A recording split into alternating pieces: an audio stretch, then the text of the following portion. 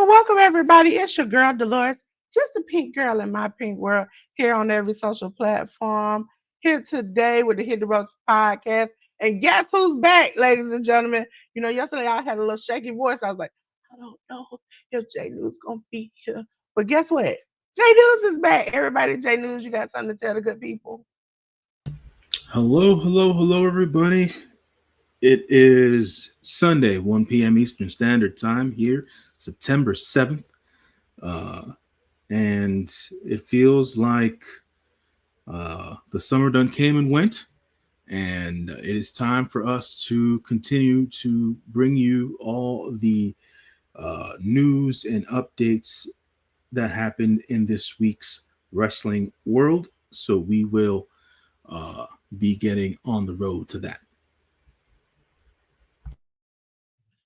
Well, J News, if you don't know, I got a bum ankle. Most of the subscribers found out yesterday. I did not. I was supposed to intending to record it, but I did not, and I'm kind of glad I didn't, J News, because AJ Lee came out. I threw my wheelchair in reverse, jumped up, and started skipping around the room. And my already injured ankle was like, we're done for today. So I have been hobbling around for the past few days. Hey, Hassan. Yes, I would. Worlds Collide is on YouTube, ESPN, and they made it clear the other day. ESPN Plus will only be for the major pay-per-views. NXT will stay on Peacock. So, you know, and if key to this, I'm not telling anybody, but suggesting, if you already have a package which includes ESPN Plus, or you think it does, check that out. Some companies like Xfinity and them haven't scheduled a deal yet. They were supposed to do that before the end of this year. So they weren't concerned about it before they immediately changed. So if you got Hulu, check into those packages. There's some other packages I heard of that include ESPN Plus in there. Make sure it's ESPN Plus, not ESPN. Some ESPN Unlimiteds don't have it. ESPN Plus. That's the only way you can watch it. So, ladies and gentlemen, we're gonna get over to the Hit the Road studio, over here into the fun zone, which I don't even, hold on, J News, I don't even see the Hit the Ropes. There we go. Ladies and gentlemen, it's time for what? It's time for review. J News, if you've been missing for so long. So I would like to say, when it's time for a review, you already know what it is. Yes, it's time for us to give out kudos. Ladies and gentlemen, we're going to start off with WWE. Raw, ladies and gentlemen. It was Raw 1684 on the 1st of September. We had the Kabuki Warriors, Asuka and Kairi Sane, defeating the Judgment Day of Raquel Rodriguez and Roxanne Perez. We had Finn Balor defeating Dragon Lee. We had Penta and the War Raiders of Eric and Ivar defeating Grayson Waller and the New Day of Kofi Kingston and Xavier Woods. We had WWE Intercontinental title match, Dominic Mysterio defeating AJ Styles. And you already know how I feel about that, bad. Division, Braun Breaker and Bronson Reed defeated Jey Uso and LA Knight. Did you see any of this, J News, and what did you think about it? I've been trying to get myself reacquainted with the storylines on WWE TV for the last couple of weeks, just to see if anything sticks for me from an entertainment standpoint. I understand what's going on with the Kabuki Warriors, Kairi Sane and Asuka, and how their relationship is going with Io Sky and Asuka being confrontational with people who are surrounding Io or trying to make friends with Io, that including Rhea Ripley and stuff like that. The Judgment Day girls losing here was a little surprising, but that is what that is, even though they're still the women's tag team champions, I believe. And so that might set up another match for them down the road for the championships. It was cool to see Dragon Lee on Raw this week. There's weeks where he just won't. There's weeks, might even a month pass by at one point where Dragon Lee didn't appear, and it was cool to see him versus Finn. Finn still being able to show that he has levels to his game. So shout out to Finn, but there was chicanery involving JD McDonough during this match, as there is during Judgment Day matches. So that went the way that I thought it was going to go. The weirdness continues with Penta being paired with these different tag teams and with different people. I'm not sure what the build is here. Why they didn't pair him with his brother from the get-go, but it is what it is. I still haven't been able to latch on to this whole team of Grayson Waller and the New Day. And whatever the New Day is doing now is just not entertaining to me. So it is what it is there. Dominic Mysterio beating AJ Styles. Yeah, I'm not too sure what they're going to do with Dominic Mysterio and this Intercontinental Championship. I feel like they have a need for Dominic to be part of the AAA scene. So I'm not too sure how that's going to be working out, especially with him still being the Intercontinental Champion. And yeah, man, AJ Styles is on he's not on his John Cena retirement tour, but it seems that news came about this week that AJ Styles' WWE contract expires in February of 2026. So folks might be seeing the last few months of AJ Styles' wrestling career, because AJ Styles has stated before that he does not want to wrestle past the age of 50. So there's that of that. And then with the Vision stuff, the Braun Boys, Braun Breaker and Bronson Reed defeating Jey Uso and LA Knight. That I saw coming. Then they beat everybody down. Big Jim came down for the save. Jey Uso basically letting Big Jim know that he can't do this by himself. So it seems, not guaranteed, it seems that they'll be putting the Usos back together. So we'll see how that all works out. But it was another solid episode of Raw, from a storytelling perspective and all that. And we had the Becky first slapping the dog snot out of CM Punk. Yeah, and that let us know. And even her being like, "Oh, she don't work here no more." That was the nail in the coffin to be like, made us so excited about seeing AJ coming back. I will explain why some people, because ironically, if you go on the Workhorse Wrestling Network, Anika was live during SmackDown.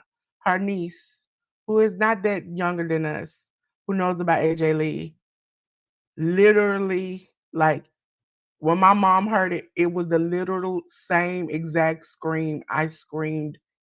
And it's like loud, piercing excitement out of my body, because when you become attached to some of these wrestlers and you get to know their personal life outside of wrestling, it makes you more excited when you get to see them like make returns and do stuff like do great stuff. So I'll mark out towards the end, but I want to say that was also a good thing, because it was like I wasn't expecting her to slap him like that. She slapped him for all it was worth. She got all her money's worth out of it. But it was the fact that he just kind of was like, I won't put my hands on a woman, which we already know he probably would have Oh, CM Punk probably would have did it. But he was just kind of like super calm about it. And so that made it more exciting to be like, okay, what are we gonna see? What are they gonna do? Then we'll get to Friday Night Fight. Then we'll talk about after the show. Some things went down, and they WWE put it out themselves. It wasn't like just fans recording. A lot of the fans were so excited they were shaking and the camera was shaking. You barely could see anything, but at least we got some kind of storyline development with that because when she screwed him out, you weren't here when we covered it. When she screwed him at the pay per view, it was like, okay, we see the vision coming, but WWE has done it plenty of times where we see it coming and then they don't give us what we want. So, ladies and gentlemen, we're on to the next thing, which was NXT. Me and Jay News, we're gonna go to the back. And J News, I don't know if you saw this, but I had a good time with this show. It was on NXT 801 on the second. Lash Legend defeated that girl Jada Parker. We had for the WWE Women's Speed Title #1 Contendership Tournament semifinal match. Y'all better stop with these long titles. Candice LeRae defeating Zaya Brookside. For a non-title match, we had Jordan Grace defeat Kalani Armstrong. We had Josh Briggs defeating Andre Chase. Hank and Taker, Hank Waller and Tank Ledger, along with Obafemi and Ricky Starks, defeated the Dark State of Cutler James, Deion Lennox, Osiris Griffin, and Shaquan Sugars. We have Lola Vice, so Ruka and Zaria defeat Fatal Influence of Fallon Henley, JC Jane, and Jasmine Nick. J News, did you see this and what did you think? I saw the NXT show. I thought it interesting that they started the show with Lash and Jada. They have been building up towards this one-on-one match between these two lovely young ladies, and they definitely peaked their quarter-hour ratings with that match. So that is what that is there. The ladies basically whooped each other's asses till the bell rang, and then Jada Parker jumped Lash Legend after the bell was rang, and she got defeated. So those girls are going to continue to feud. The speed title thing is a little bit confusing. I think that at this point, that speed was on Twitter, and that show was designed and booked, I believe, by Jeremy Borash and Pete Dunne, and it didn't have a high level of viewership to begin with. But for them to move it on to NXT, I understand the experiment, but I feel like the company has too many titles in the first place, and they don't have solid storylines for all the titles. So, from my personal vantage point, I feel like this speed title is something that they should really do away with. But for the match purposes, we have Candice LeRae defeating a returning Zaya Brookside to NXT. Zaya Brookside, who's currently signed to TNA and used to be signed to NXT UK and had a short stint on US NXT. She made her re-debut here on NXT against Candice LeRae. I thought even for the 3 minutes that they had, I thought it was enjoyable and stuff like that. It showed that Zaya Brookside has learned quite a lot and has developed quite a bit since she's been gone from WWE.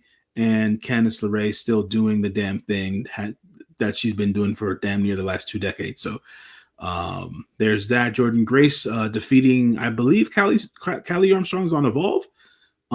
She's their women's. I think she's also been on that speed show too. LFG. No, the speed Twitter show. Oh, speed. Oh, okay. Yeah. But Kelly Armstrong. I think she's been on there. I think I saw her on there.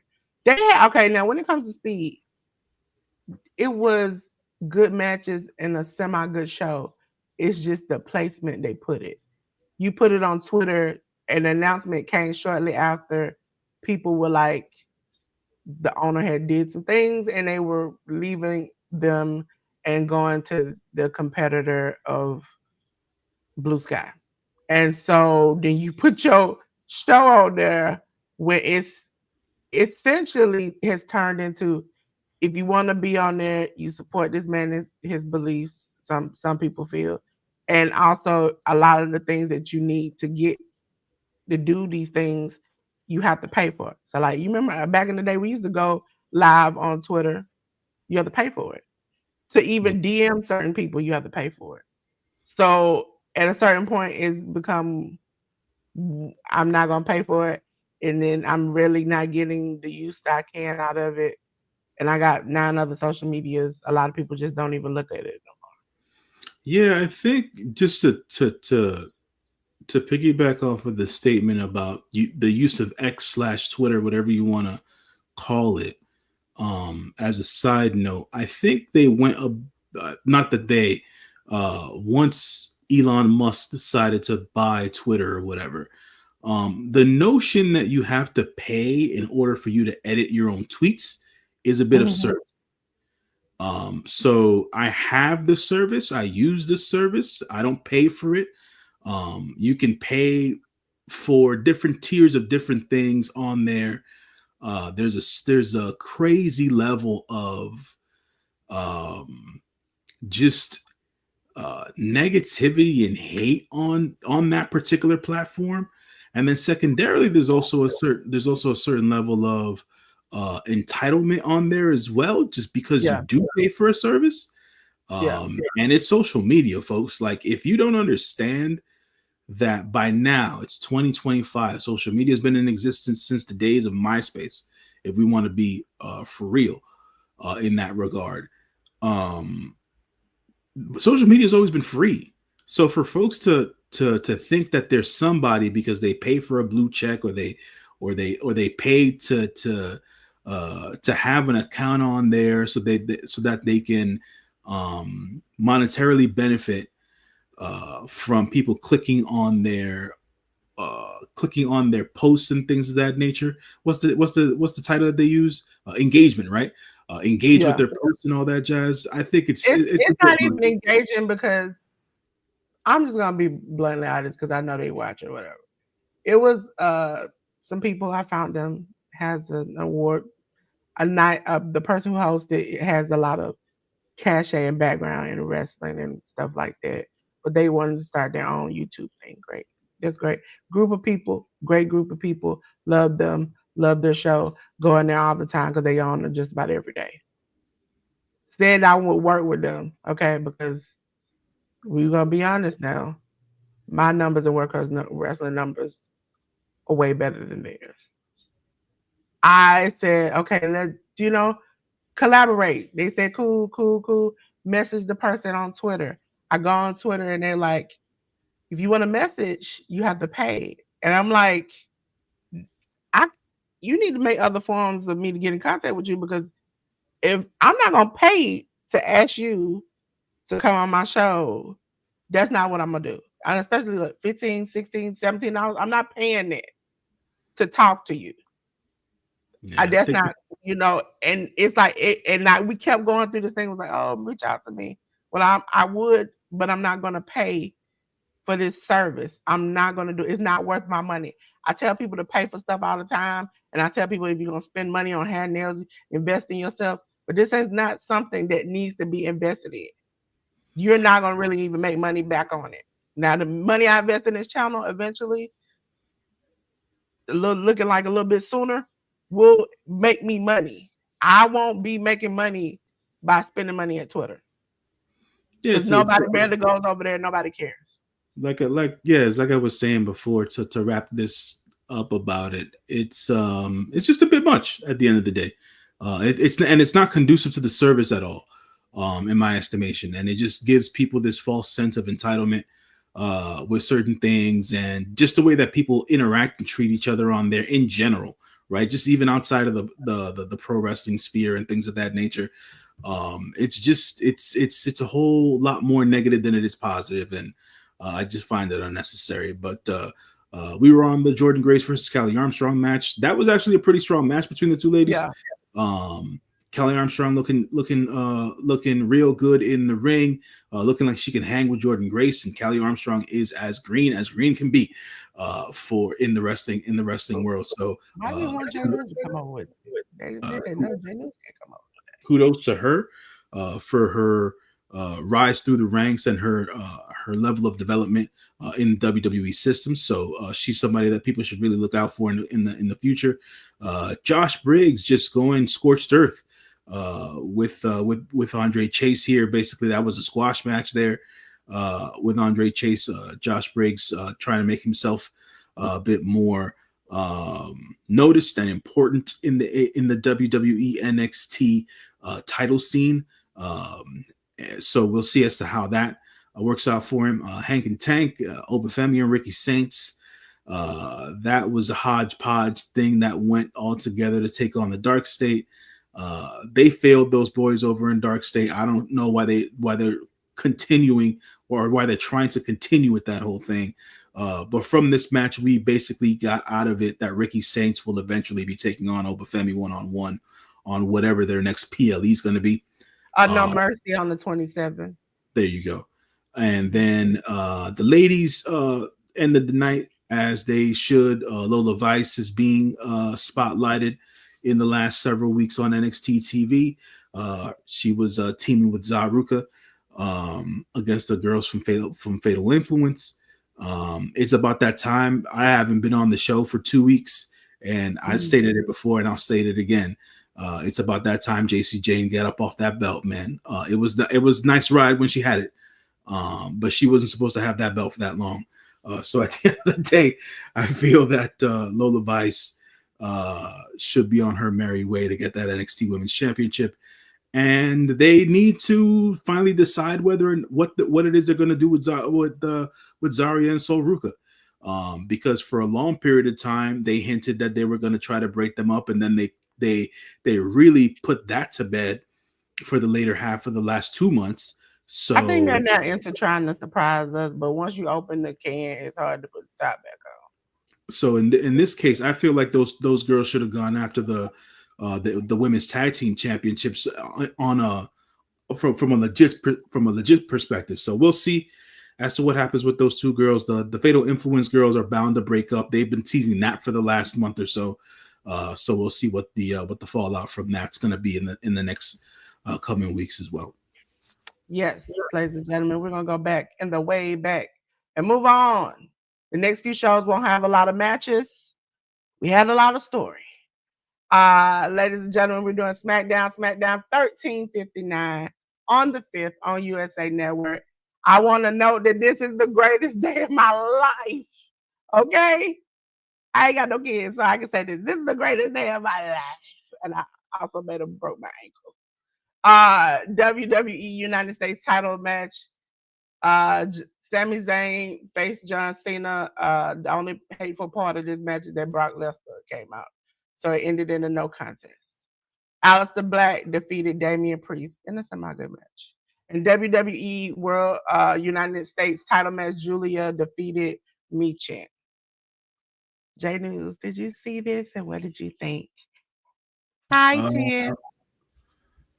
Hey, Tan. SmackDown was WWE show of the week.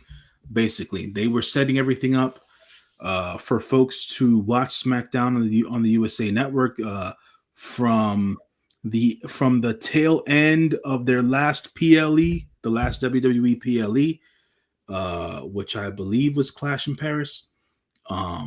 They, Becky, upnutting CM Punk, and then her smacking CM Punk around on Raw, and then we then lead into SmackDown, and everybody in the whole entire wrestling world was waiting with bated breath as to the comeback and all that stuff. But before the comeback happened, the first hour of the show was dedicated to John Cena. John Cena came out, cut his long-winded promo as he usually does. It's supposed to be his last SmackDown period. Right, because this was John's last SmackDown in Chicago, his last SmackDown period. He cut his long-ass promo. Then Sami Zayn came out, basically acknowledging John, praising John, and then asking John for permission to do the U.S. open challenge yet again to get John's blessing, and John gave Sami Zayn his blessing, and then from there Sami Zayn said, but wait, there's more. Let's get this match cracking. They had a great match for a match on SmackDown. John Cena paying it forward 10 years later. Sami Zayn paying it forward 10 years later to John Cena.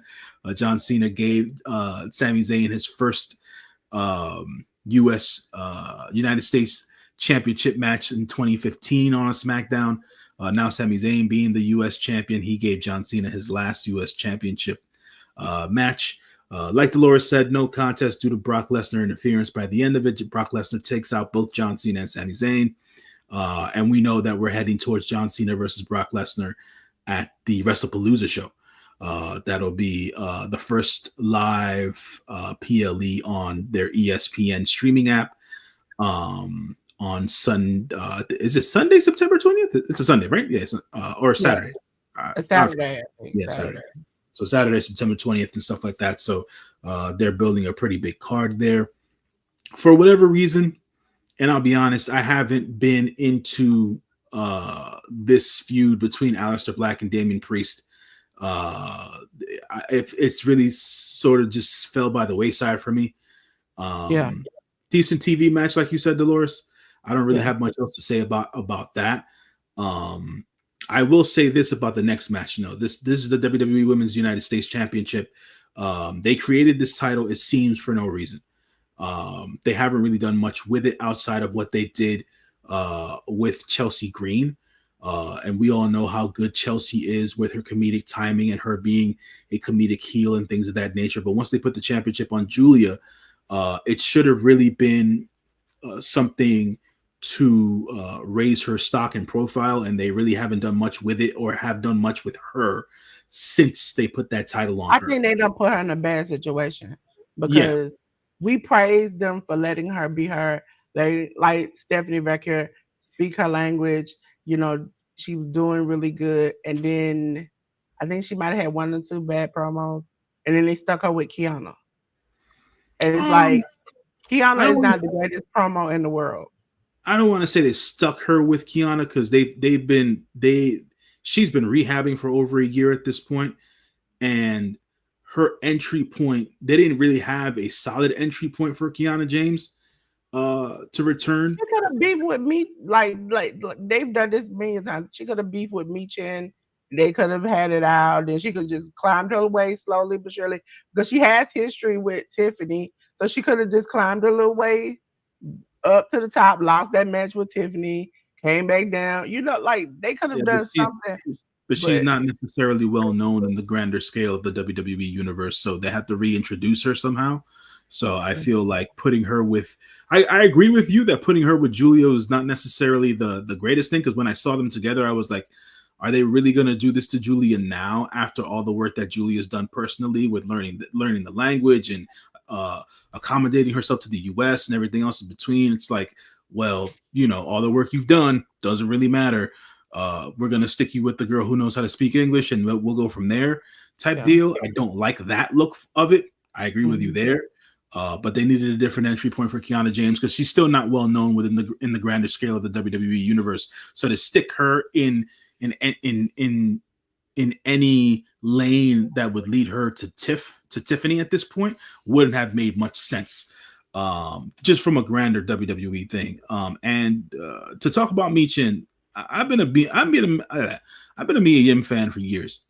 Yes. And I understand, I get it, that there are certain people who like where they are and you know, they like their positions and stuff like that. I feel like she's been stuck in the same role for over a year now in this particular.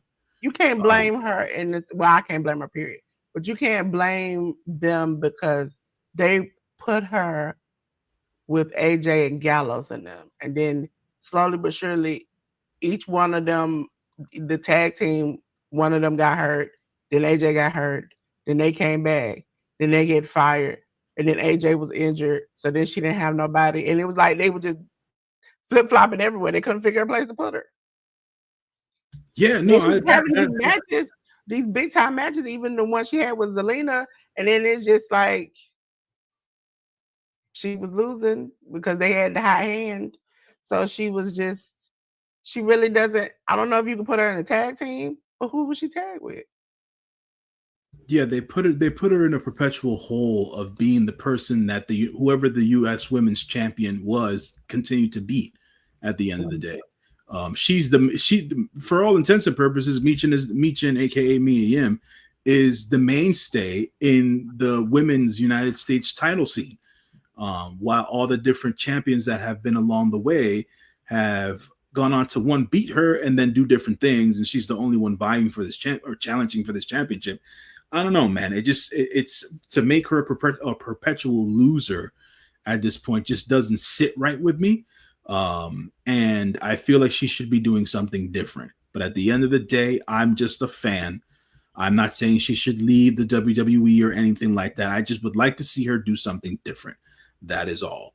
Yeah. And after this match took place, we went to the main event segment of the night. Started out with Seth Rollins in the crowd for some reason. Seth Rollins started talking to the WWE Universe from the crowd. And then he introduced his wife. His wife came to the ring. His wife, being her heel self, very entertaining, very shitty, as one can say. And so she's the man. You know, anytime you are referred to somebody, whether it's your boss or if you get mad at the husband or your mate, the man, they are the crappiest person ever. They are a-hole. I guess. She then proceeds to, talk down to the crowd and the city and the sports franchises in Chicago, not the Bears. And then because that's her husband's favorite team. Right. And then we go along and have CM Punk come out. He confronts Becky Lynch. Becky Lynch continues to get physical with CM Punk. And all that jazz. And then obviously from there, CM Punk says, I don't put my hands on ladies, but I know someone who will. And then the music hits, Light It Up comes on, and there comes his wife skipping out of the entryway, and AJ Lee makes her grand return to the WWE.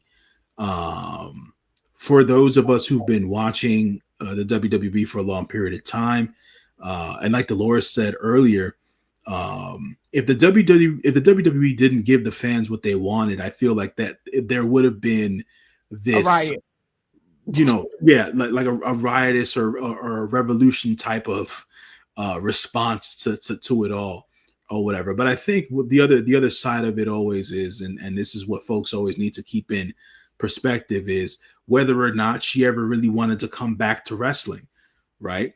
And for my take, for a very long time, I thought she was going to stay retired.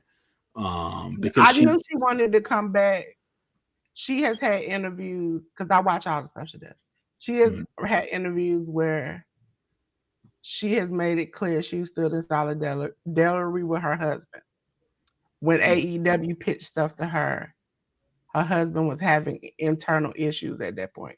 He's made it clear, even before the fight, even before stuff, he had a problem of how they ran things. His wife was not going to come back. If I got a problem, why would I bring my wife in there? I see the mess and the drama and the stuff y'all got going on. He has admitted he talked to Cody before. He knows the inside stuff that people sweep in the closet. So his wife was not going to come back to that. Even when he came to WWE, Sean had explained that they had pitched stuff AJ, and where years ago when he wasn't even wrestling, she would immediately shoot it down. It was more like, well, I know I'm not for sure. I don't think so. And then even recently, I think at a Comic-Con or something, or some meet and greet, they asked her would she ever wrestle with her husband in a tag match, and she says, no, it was on a daytime show, talk show thing. And she was like, I'm never going to say never, because when I've said that before, I've done it. And that was a sign that she just wanted to wrestle. I think the way they treated her husband, she didn't want to do it. She had interested in wrestling when she went to WoW, but WoW was not the greatest company. She wasn't going to waste her return on WoW. So at that point, she was helping the girls, even semi training. Even over the years, we've seen her and CM Punk put out videos where they're wrestling with each other. She wanted to wrestle. She just doing it. And for those people like, well, maybe she wanted to have a family. Maybe she's explained over the years she can. She's not that she can't. It's not very healthy for her to do that because she would have to get off all her medicines, which if people don't know, she has bipolar and she did not want to do that. So, and plus she's been being an author, traveling around the world. You have seen, especially over the past week, when people really figured out she was coming back, women showed them sobbing and crying meeting her. She has this effect on people, especially women. I can tell you myself that her story and what she's been through and her being open about her, you know, mental illness and the things she goes through and all the things she's gotten to where she got to affects people where this is more than just wrestling. And so for us to be waiting 10 long years to be like, sis, you just come out here and you look better. Like you got six-pack abs out here skipping down the ring. I can't, your husband didn't even come back looking like he did before. We all were like, okay. And then there was that moment where you wait and you're like, what is she going to do? Because mind you, we just saw Nikki Bella come back and she was kicking the air. So I'm hoping and praying. I'm like, I got faith. I even went up on Workers Wrestling. I'm like, I got faith. She can do this. It's just whether or not WWE is going to book her like they've been booking her. And so to see her come out, skip around the ring, do her normal things was great. I got a little scared afterwards when she held up the title. And I was like, that's a no-no. You don't do that. we already know in wrestling world, you hold the title, you automatically lose it. No matter if you having a tag match or a eventual match down the line, you hold the title. It's like a bad omen. You hold it, you lose it. And so I was like, no, I want to see her, at least win. Maybe her and him win something. But I enjoyed the moment because and then in the end, you see them, mind you, somebody put the side by side. There was a time where his character is supposed to not like her.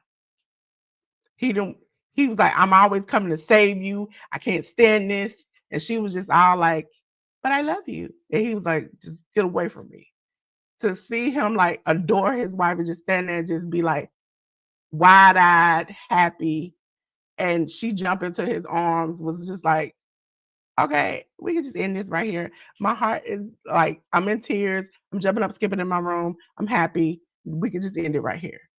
But I think WrestlePalooza is going to tell a lot of things. If that match goes really well, they'll pump her. CM Punk did put out a video of her signing her new contract with Triple H. She signed it after she came out. So that also shows that maybe she just wanted to see if the reaction was going to be what it is. And so for them to be gone for as long as they were, he was gone with like 8-9 years. She gone 10, almost 11 years. To come back and know that people never forgot you is something, it's powerful. No, I thought that the moment was great for her.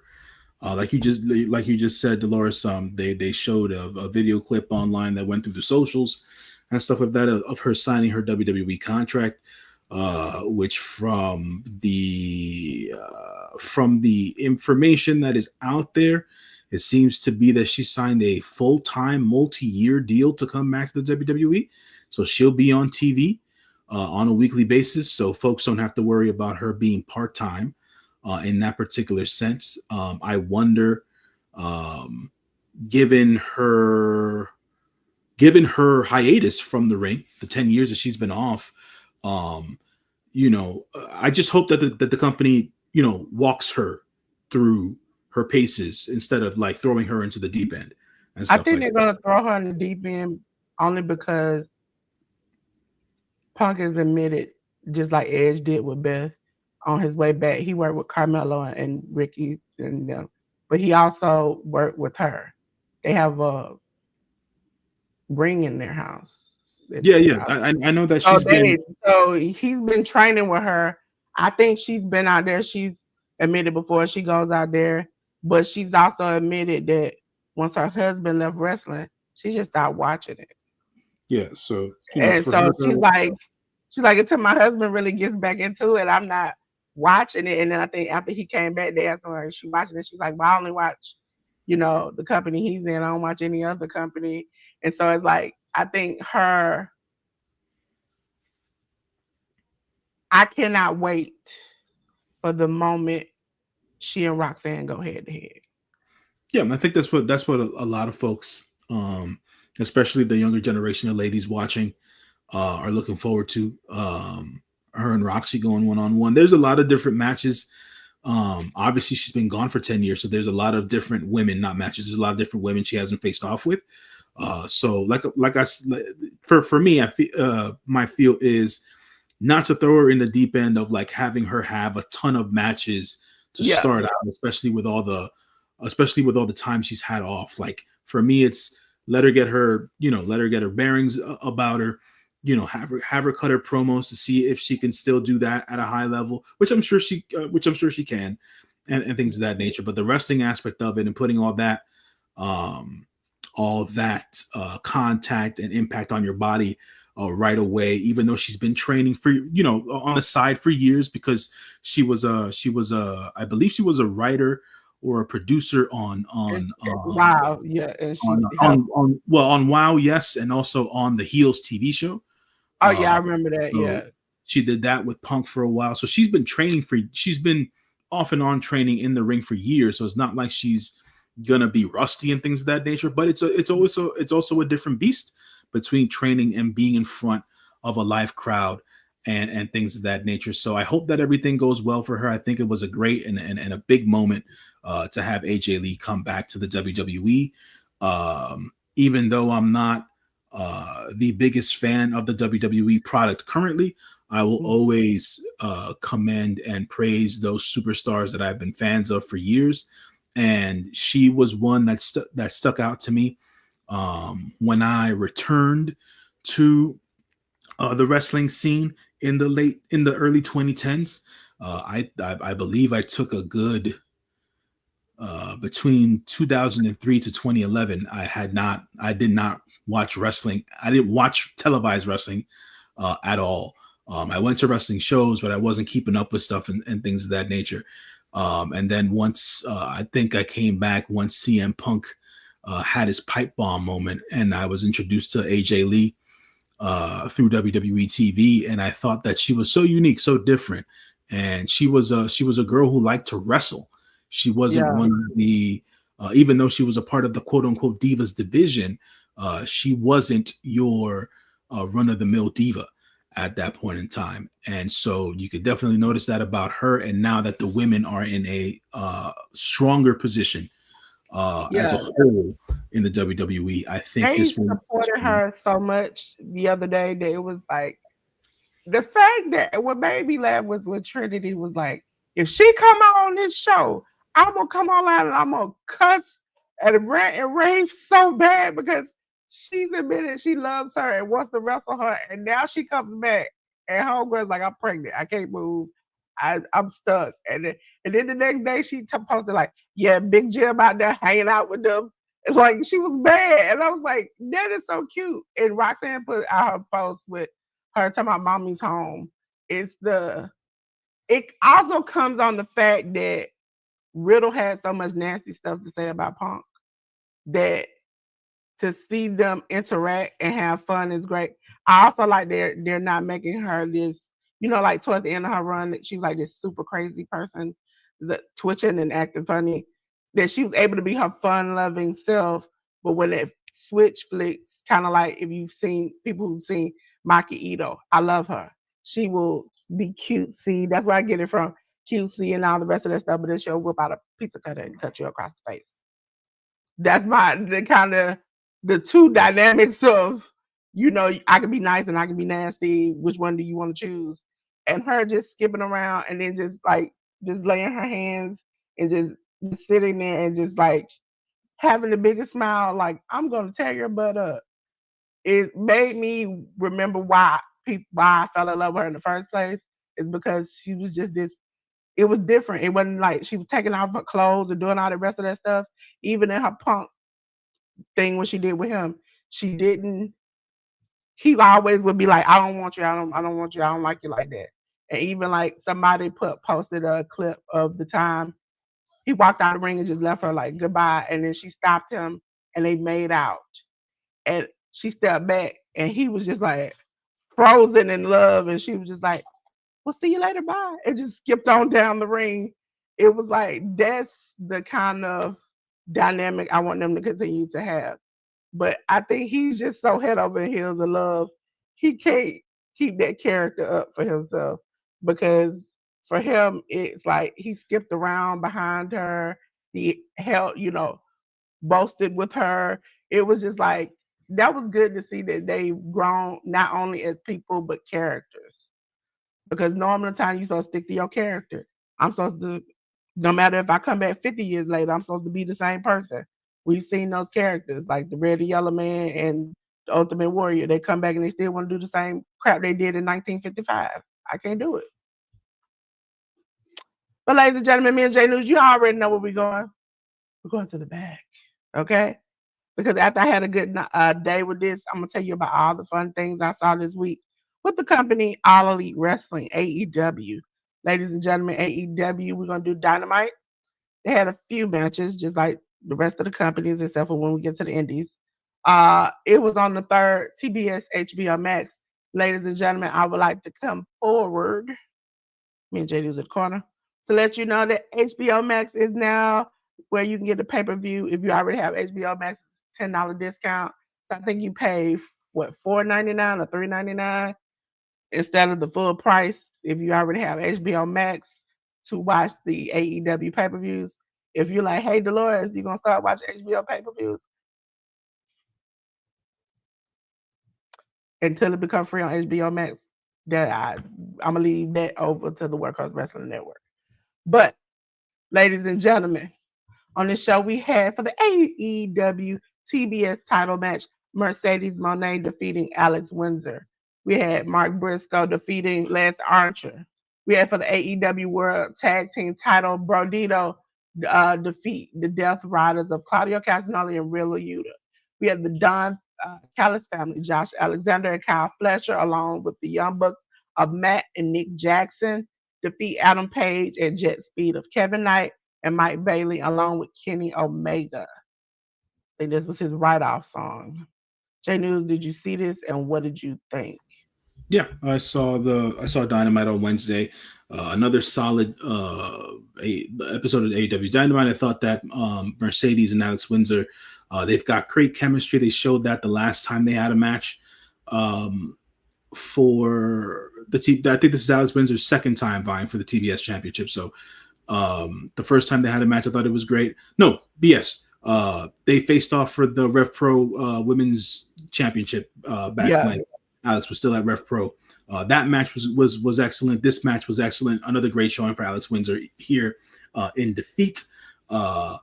And Mercedes Moné continues to be one of the biggest women stars on the AEW roster.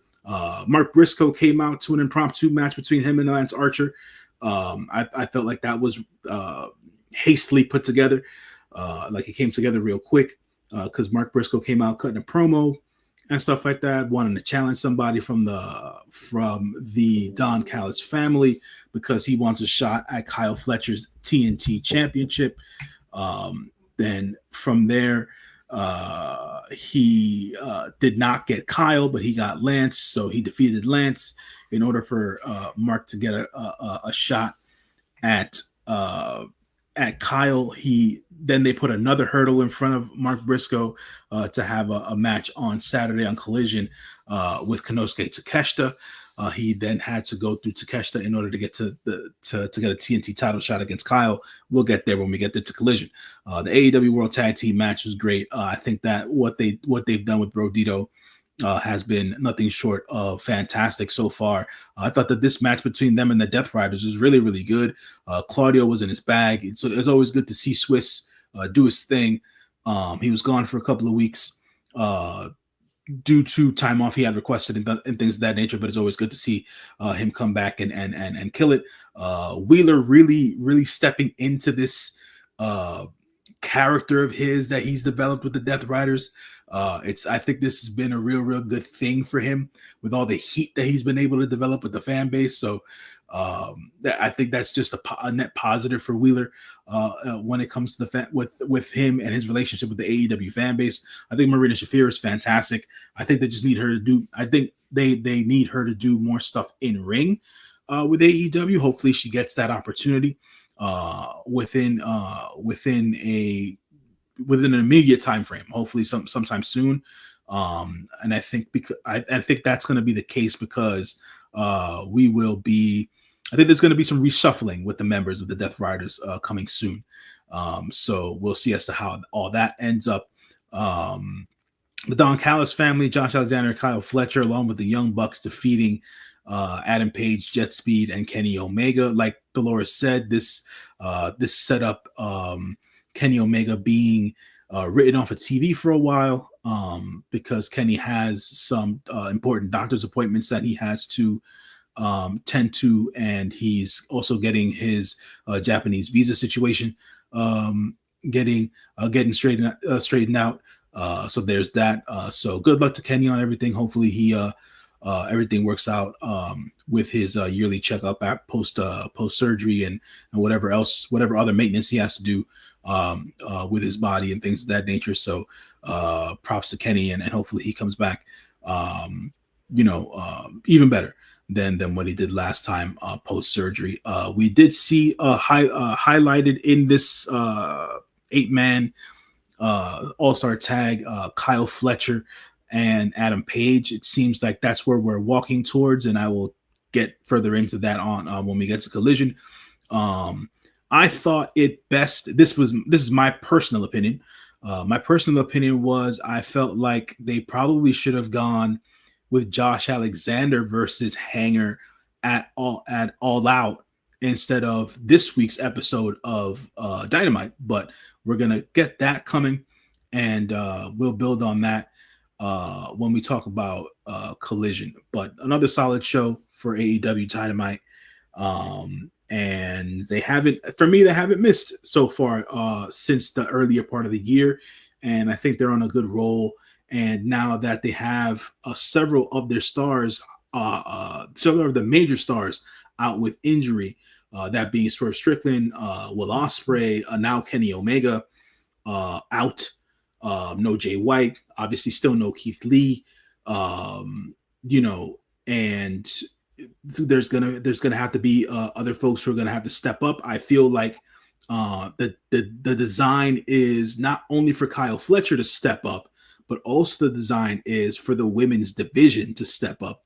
Not only do we have 2 women's matches coming up at this week's episode of Dynamite, we also have 2 big women's matches at All Out. So keep an eye on the women's division being something that's going to be hurled into the forefront for AEW. They have too much talent there not to use it and not to be spotlighted. So that's something I feel like folks should keep their eyes on going forward with AEW. Yep. Ladies and gentlemen, we're going to go on to the next show because we're going to the back. We're going to go over to Ring of Honor ROH.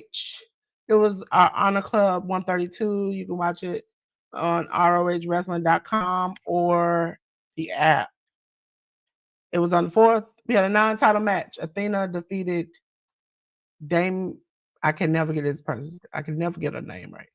Dame. I think that's how you pronounce it. We had the Swirl. Yes, they call themselves the Swirl, ladies and gentlemen. Talked about this before. Blake Christian and Lee Johnson defeated Joe Alonzo and Thomas Heen. 2 minutes and 35 seconds. I want to point out that was a short. Some of these matches shouldn't happen if they did short. And we'll talk about another one on the show. Willa Yuta defeated John Silver. We had a 2-on-1 handicap match where Lance Archer defeated Adam King and Marcus King in 1 minute and 5 seconds. Unnecessary match. Spanish announced Project Angelico and Serpentico defeated Marino Ten. You all listen to me. We about to say this again. Look at me. Stop with these stupid, not stupid. Stop with these names. Okay, make it simple. What happened to the simple names we had back in the day? Okay, now y'all doing these extravagant names, these long title matches for the names. We have unnecessary. I don't know if you watch this J News, but unnecessary short matches for somebody you ain't gonna never build up. Come on now, you making him look like a monster for what? To get into a big name match and lose? Come on now, y'all. I'm losing my temper. Let's keep going. Philly and Philly Collins, we had Katsuri Shibata defeat Jordan Oliver. Good match. And the Conglomeration Hologram and Tomohiro Ishii defeated the premier athletes Ari Daivari and Tony Nese. J News, did you see this? And what did you think about this? The ROH Honor Club episode I didn't watch. I watched the episode that they put on YouTube, which is a different episode altogether. But what I wanted to say was shout out and congratulations to Athena this week as she finally surpassed the 1,000 days as the ROH Women's Champion. Shout outs to Athena Palmer for that, man. She's been fantastic for ROH, AEW, and women's wrestling overall since she got into it. I thought it hilarious that Blake Christian and Lee Johnson decided to license and get the authentication for the swirl. These two boys, they get it, and I think it's great, and I think that they'll be around AEW for a while. And mind you, the boys have been both on ROH and AEW TV, so they've been getting a lot of exposure as of late. So good on them for that. Wheeler Yuta, strong match here with John Silver. At the end of the day, you know, it's always interesting to see John Silver in matches. When I first saw John Silver here in the East Coast in the Indies, I was like, he's such a weird dude to have on your television sets, and he can be entertaining, and he wrestles really well, to be quite honest. Yeah, he's just like a short, like, you remember the it's not funny and it's so wrong, so don't take it. John Silver, I love you. But you remember those wrestling dolls we had back in the day? They were like short, but like like, that's how he is. Yeah. He's definitely a life-size wrestling buddy. So there's that of it. But John Silver is super entertaining and stuff like that. I've always felt that John Silver and Alex Reynolds should have had a good tag run on AEW TV, but then when they were shifted over to ROH, people just kind of go over there to disappear in obscurity unless you're doing something that stands out like Athena was doing on ROH. But we'll see. But good match for Utes and John Silver there. The 2-on-1 handicap match for Lance Archer. It's basically very old school booking. Lance Archer being the big monster in the territory, quote unquote, and he takes on two very slender gentlemen, and he kills them both with double choke slams, and it's a wrap. So there's that. Always a fan of the Spanish announced project of Angelico and Serpentico doing their thing. So that's always cool. I wanted to also, obviously this is my first time back in about 2 or 3 weeks. Shout out to Jordan Oliver for getting his chance at proving himself over on ROH/AEW TV. This is he's had 3 consecutive matches in a row. I think Shibata, the Beast Mortos, and I think he also had a match. I forget what his third match is, but it'll be coming up soon here in during this week. He's had a good go of it now since AEW has been doing their residency at the 2300 Arena. So it's been a good showcase for Jordan Oliver. I've been waiting for this for him ever since Nick Wayne joined AEW all those years ago. He should have came with Nick. Nick by himself, I have no interest in. Nick and Jordan together, I have very much interest in. They need to put them back together. Bring them back together. Yeah, I hope that you can always do the cheap storyline that he ends up like falling in love with his mom or something, and then they fight each other. Oh man, we can't be doing the American Pie thing. If he can call a Christian daddy, I'm assuming he had a daddy he loved. You remember we first met him? He was fighting for the honor of his daddy. Now he calling his other man daddy. I'm just saying, his friend could look like his mom and just be like, like a Hogan Savage moment, or maybe he's thinking that he's hitting on his mom or something. Like, I don't know. He could become, and then they break up and start fighting each other. I feel what we're heading towards, and my hope is that AEW and Tony Khan see the talent in Jordan Oliver, eventually sign him to a deal, and that we eventually get, once we get Nick Wayne back from injury, Jordan Oliver can start to pick up some wins on ROH Honor Club and on the YouTube channel. And that can lead to a Jordan Oliver versus Nick Wayne match for that ROH TV championship down the road. That is my hope for those two, because they tear it up together as a tag team and one-on-one with one another. So that's just a future hope for me there. But good on Jordan Oliver for getting the exposure that he's been getting lately with AEW/ROH. And the conglomeration, man, it ain't gonna be the same without Big Tom, but Big Tom's going back to Japan this week. And the conglomeration is going through a shift right now. But they've been working the crap out of my big boy, Big Tom out there. He been working. He been out here, there, everywhere. They've been working the crap out of him. I'm like, hey, you need to go home and rest where you can do a little light work. Yeah, Big Tom's gonna go back to Japan for a while. Big Tom, one of the few New Japan stars that also has an AEW contract that most people probably aren't aware of. And there's also another New Japan talent that has an AEW contract that people don't want to admit to, and he gets unnecessary hate online for, but it is what it is. Gabe Kidd is Gabe Kidd, and I love me, the Madman. But the conglomeration, Hologram and Tomohiro Ishii, they defeated the premier athletes of Arya Daivari and Tony Nese. Now, Delores, correct me if I'm wrong. This wasn't the match where the newest member of the premier athletes debuted, right? It was on the YouTube show where they debuted the tall girl. I think it was on the YouTube show that it premiered.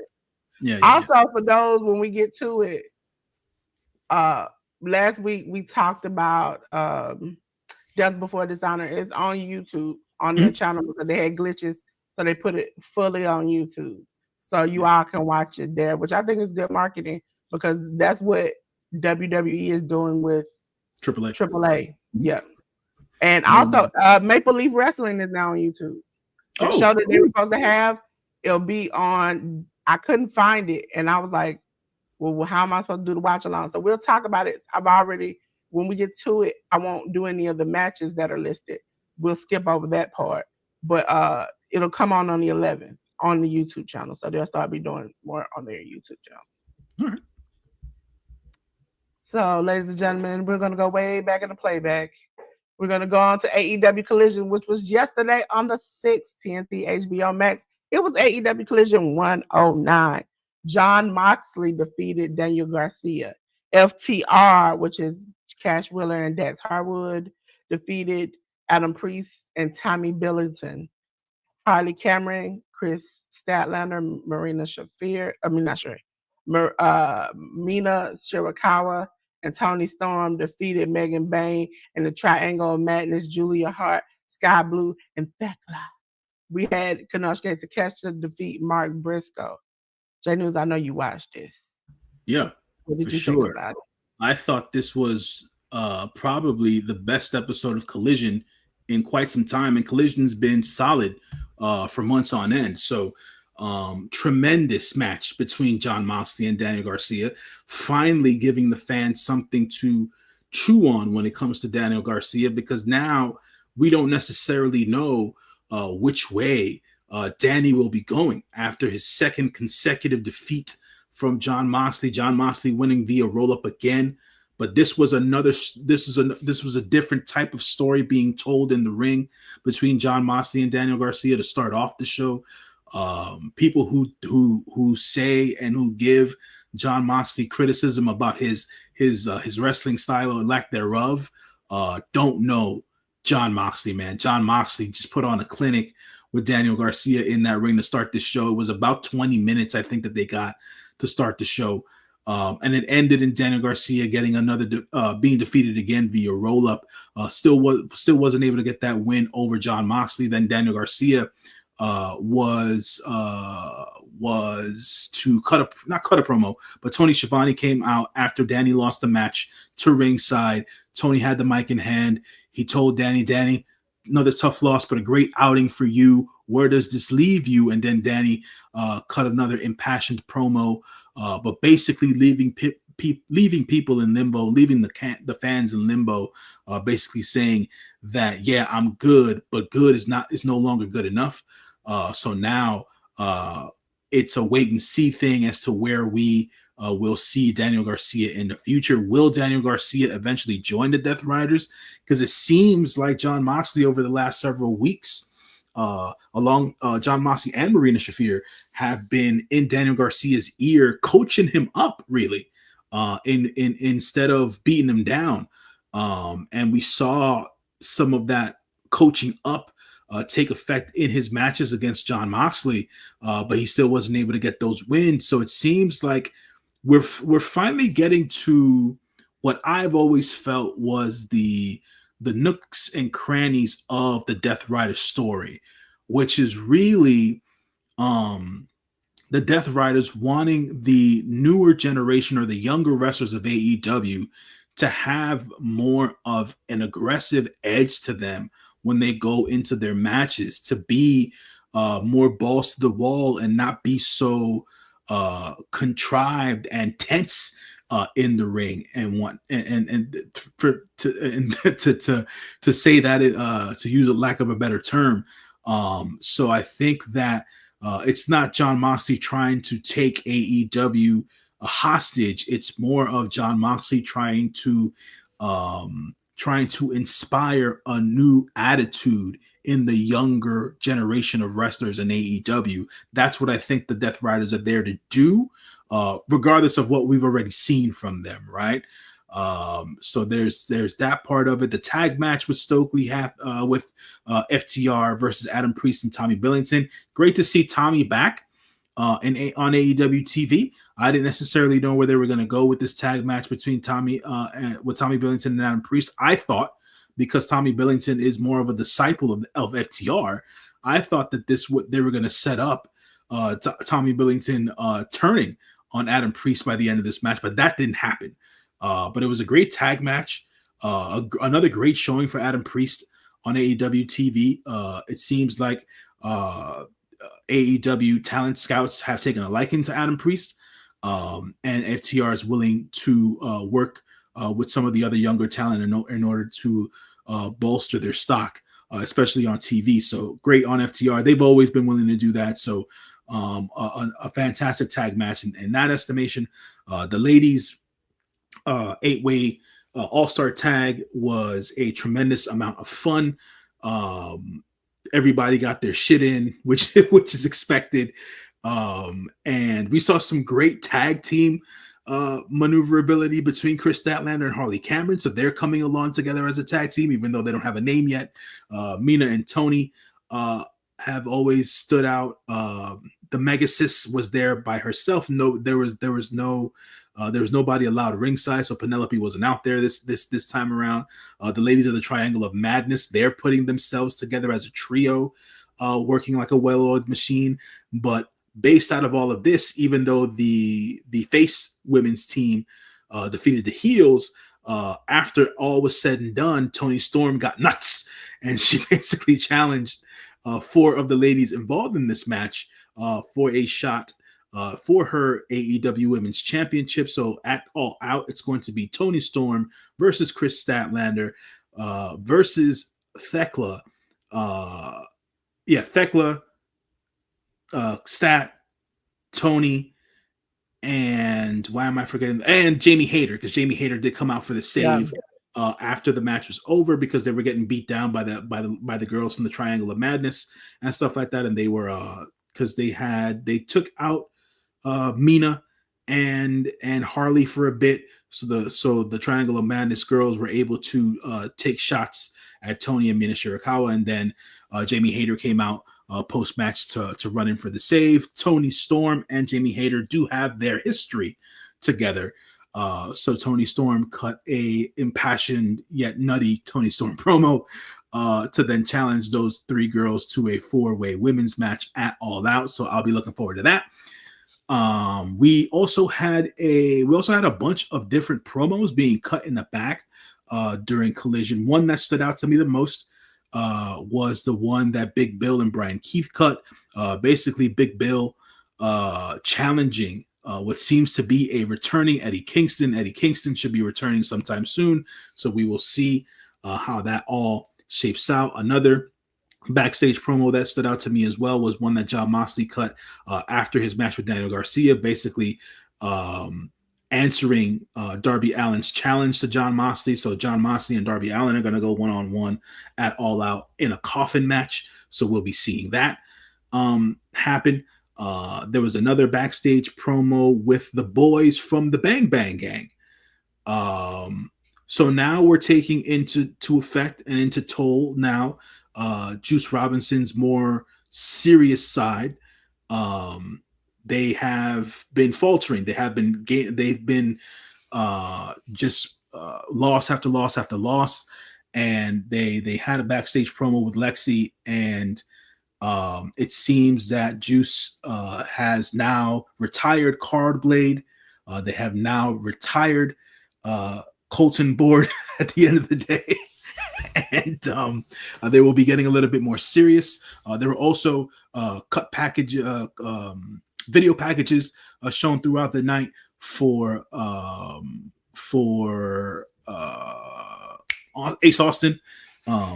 He'll be not that he hasn't debuted for AEW, he has, but they're cutting promo packages for him and video packages for him to debut him. It does seem like they're teasing Ace Austin being a member of the Bang Bang Gang, but we're not necessarily sure yet. So we'll see how that comes up. And also the other video package of this supposed hologram clone. For folks who don't know, there has been a lot of news that's come out in the last week or so.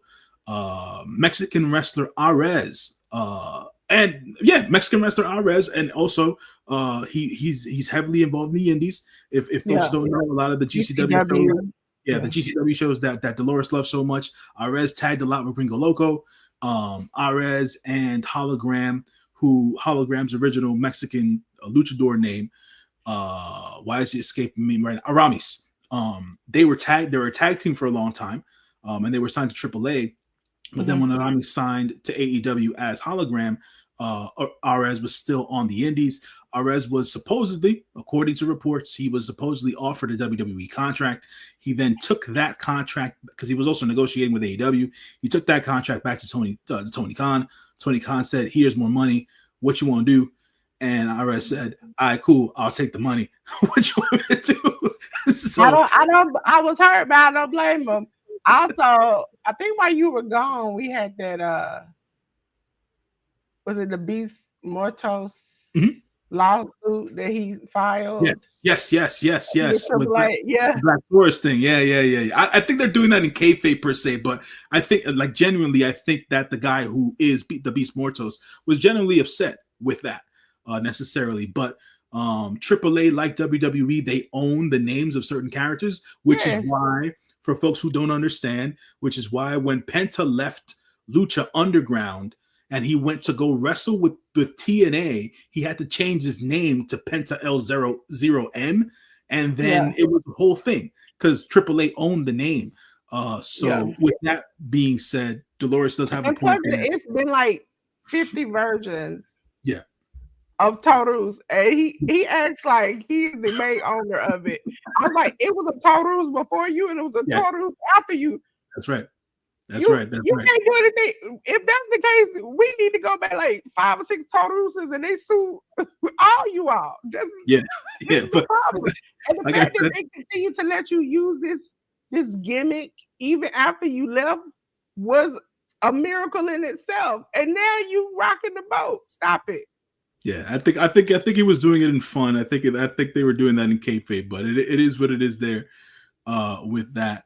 But yeah, Arez is going to be this hologram clone, basically. So we'll be seeing a face hologram and a heel hologram in the coming weeks and months. So we'll see him basically I'm like, battling you himself. gonna take Alvarez and turn him into that was what really made me mad. I was like, out of all the stuff I've seen him doing GCW, all the death-defying, Mhm. shocking, and amazing stuff I've seen him do. This is how y'all choose to use him. Yeah. Y'all can put him in stuff like I understand y'all have a lot of hardcore matches. Okay, now Mhm. y'all have some hardcore matches.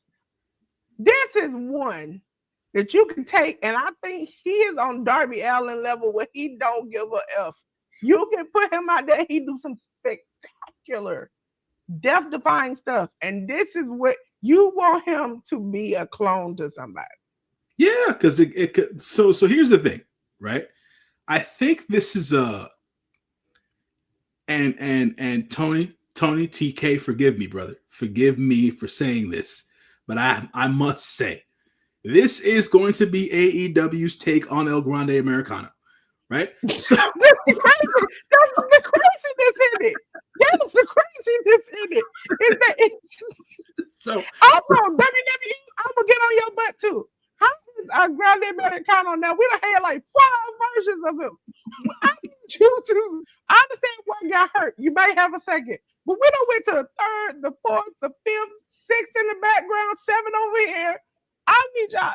You know what I need? I need a Grande Americano, all of them to get together and do the Spider-Man meme when they pointed at you. I That's think what I need.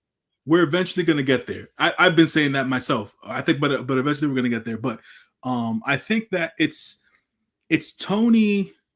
This is TK's idea of making sure that there is lucha representation on the show. One, if folks haven't noticed, because we didn't touch on the YouTube episode of ROH, if folks didn't know or weren't aware, it seems that LFI has moved over to ROH for a bit. They're working with Sammy Guevara now, and Sammy Guevara is a part of LFI. And for folks who don't know, I'm just not the biggest Sammy Guevara fan. So at the end of the day, I think that's just a I don't downgrade. think nobody really is except for him and his wife. And maybe So there's that. Just I'm not a fan of Sammy Guevara, the wrestler. You know, the dude, the person I don't know. So no, I'm not a fan of the person or the wrestler. The fact that you call another grown man, and I mean grown man, not like he's a child, he's a grown man, to holler off and slap you. That lets me know. Because I mean, I'm not gonna say I did, okay? Allegedly. We're gonna say the word allegedly. I might have slapped a few people. You have to get that angry. Someone has to push you to that edge, to just cut back and pow, just slap you.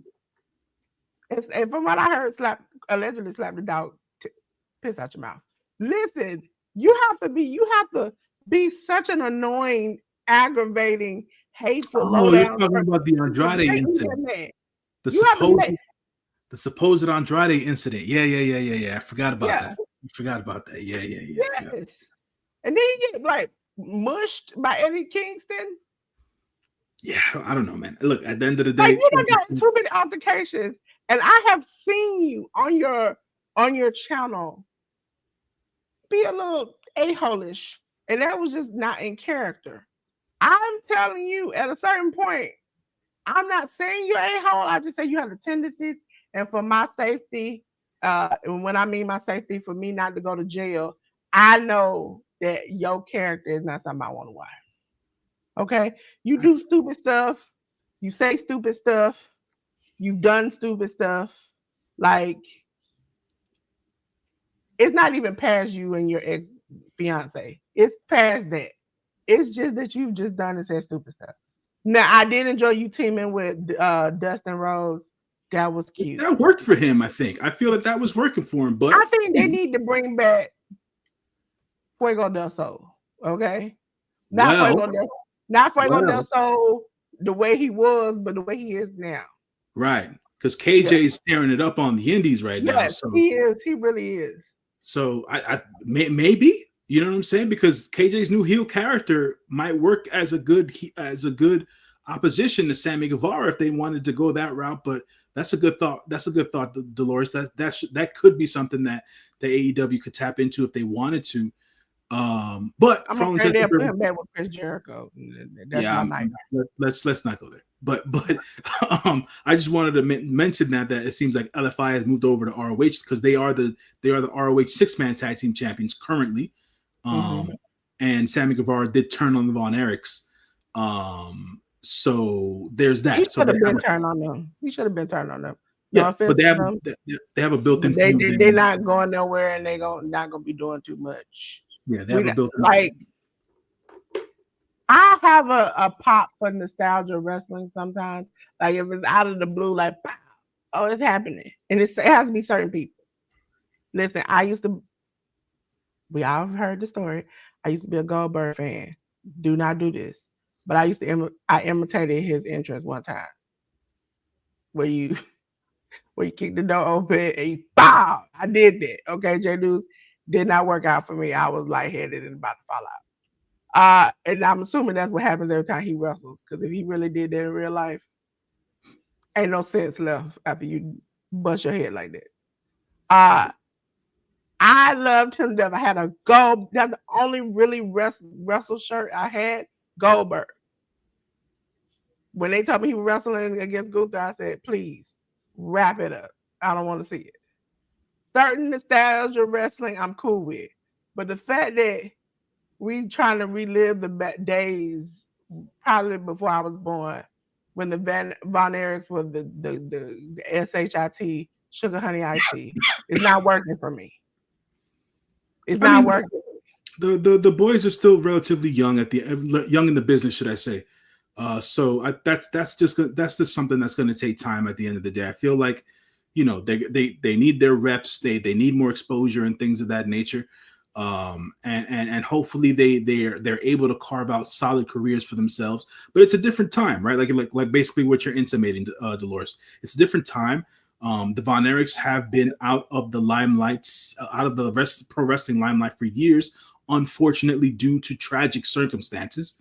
And these young men had to grow up. These young men were born in the 90s. They're Kevin's sons at the end of the day. So they're a new generation of Von Erich. And hopefully, with work and time and exposure, they can get better and they can be solid professional wrestlers. And that's what I also fear is that the wrestling business, when you see tragedies like that, or even the Hart family, it rolls. It doesn't stop. The ball starts at the top of the hill and it just rolls. And it rolls. And something happens every generation. And it's like at a certain point, I would not hope that he would encourage his sons to do this or even do this under Von Erich's name. I think it should have just been they find their way, and then if they get a little higher in the ranks, then okay, the Von Erichs, once they've gotten a stable foundation. But literally, I think they did a couple of GCW events and something else I saw them on, and then they were on AEW. No, so they really didn't get that traction under their feet to learn and do whatever they need to be them own individual selves before they became the Von Erichs. They were on MLW for over a year as well. So they're not necessarily brand new, but they're still young in the business. Yeah. They, from my understanding of it all, their dad was not very keen to them wrestling, but they wanted to do it.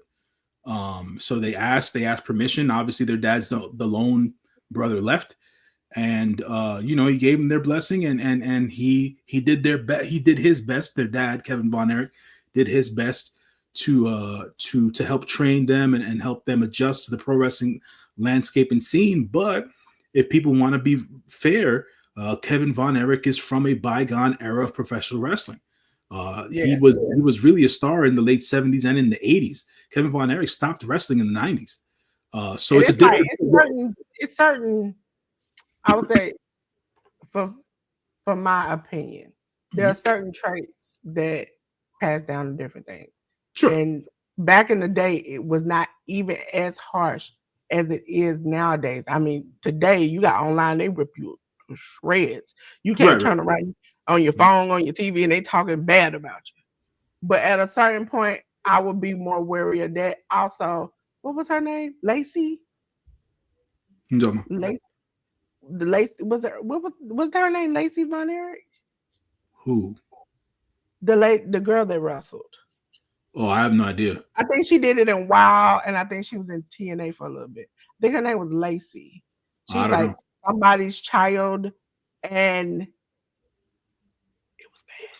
It was bad. Like she talks. I think in the last interview I saw, talked about mentally struggling horribly and having to have, and then turn into vices and different things. And she just really took, and so that's when I thought, okay, if you just track it down throughout the years, this has been an issue with all of them. Yeah, but the boys themselves don't have those issues, thankfully. Like I said, they're just young in the business at the end of the day.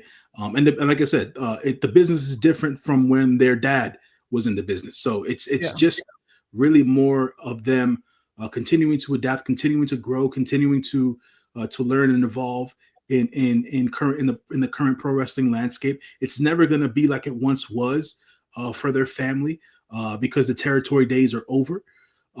So hopefully those boys will carve out a good path for themselves in the pro wrestling business, and we'll be able to see them for years to come in the business. But to end the collision, that was her name, Lacey Von Erich, and she was the daughter of Kerry.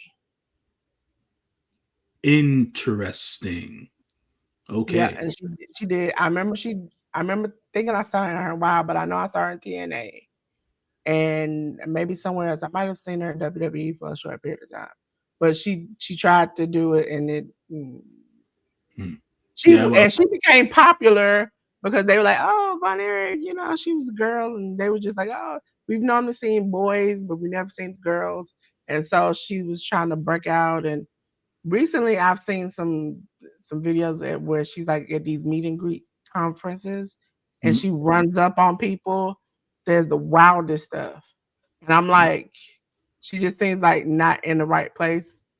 I'm hoping she is, but if not, I pray she gets better. But because that's the tragic story of a family. Yeah, absolutely. Absolutely. But to round out the collision part here, Takeshita took on Mark Briscoe. Fantastic match between Briscoe and Takeshita. They have great chemistry. They've had great chemistry since they first locked horns over a year and a half ago on AEW TV. And that continues here.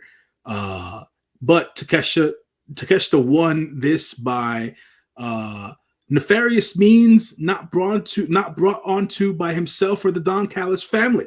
MJF came out during this match. According to what was said on commentary, MJF skipped his honeymoon because he did get married a couple of days ago to Alicia Latute. Congratulations to them. And they deserve each other at this point. They were like, we don't fought to stay together. Yeah, so they MJF came out. He interfered in the match and hit Mark Briscoe. Takeshita not necessarily noticing MJF's interference, took advantage of a down Mark Briscoe. Got the pin there. MJF did the lay down head hands behind the head pose that the Hanger did not too long ago. And stuff like that. After the bell rang, MJF came into the ring. He continued to beat down Mark Briscoe. Then Takeshita took it upon himself to put hands on MJF, ripped MJF off of Mark Briscoe, and then we saw a heated face-off between Konosuke Takeshita and MJF. Don Callis then separated the two men before things got physical. So it does seem that we continue to have the tease here that Konosuke Takeshita will eventually be leaving the Don Callis family and will be becoming a baby face in the AEW landscape, which I think is necessary for him at the end of the day, especially with the way he wrestles and how the fans Yeah, and gravitate. plus fans love him. At a Yeah, certain point, when you're not getting booed and you're getting cheered, you just got to go with the flow. yeah, and they're working themselves towards a Takeshita versus uh, Kazuchika Okada match, anyways, and so you can't have two alphas in part of the same team. So we'll see how that all boils down. But it seems after the match was over and when security came out to separate Mark Briscoe and MJF, they had already taken Takeshita to the back. MJF got on the mic and he basically challenged Mark Briscoe to a match, some sort of a stipulation match. And he told Mark Briscoe, you can name the stipulation. Mark Briscoe did not name the stipulation. He will name the stipulation probably this week on either Dynamite or Collision, but I'm sure it'll be some sort of a hardcore match. They've been angling to end this feud for a while between Briscoe and MJF, and this was a good way to get that done. So we'll go from there. And then we also learned that due to this particular match between MJF and Mark Briscoe at All Out, that we will be Kyle Fletcher came in and did a promo at the middle of the show with Don Callis, and Kyle Fletcher challenged AEW Men's World Champion Adam Page to a match. So it will be Kyle Fletcher versus Hangman Adam Page at All Out as well. And we shall see how that all breaks down. But that was Collision, probably the best episode of Collision I've seen in quite some time, and more solid AEW TV going forward. So All Out is shaping up to be quite the card, and we'll see how it all breaks down on Saturday, September 20th, which is going to be an entire day's worth of pro wrestling for folks to watch. No, Jesus, no. Ladies and gentlemen, we're gonna go up to the back. J News, before I get to this next slide, did you watch TNA? I did not know, man. I wouldn't tell you to either.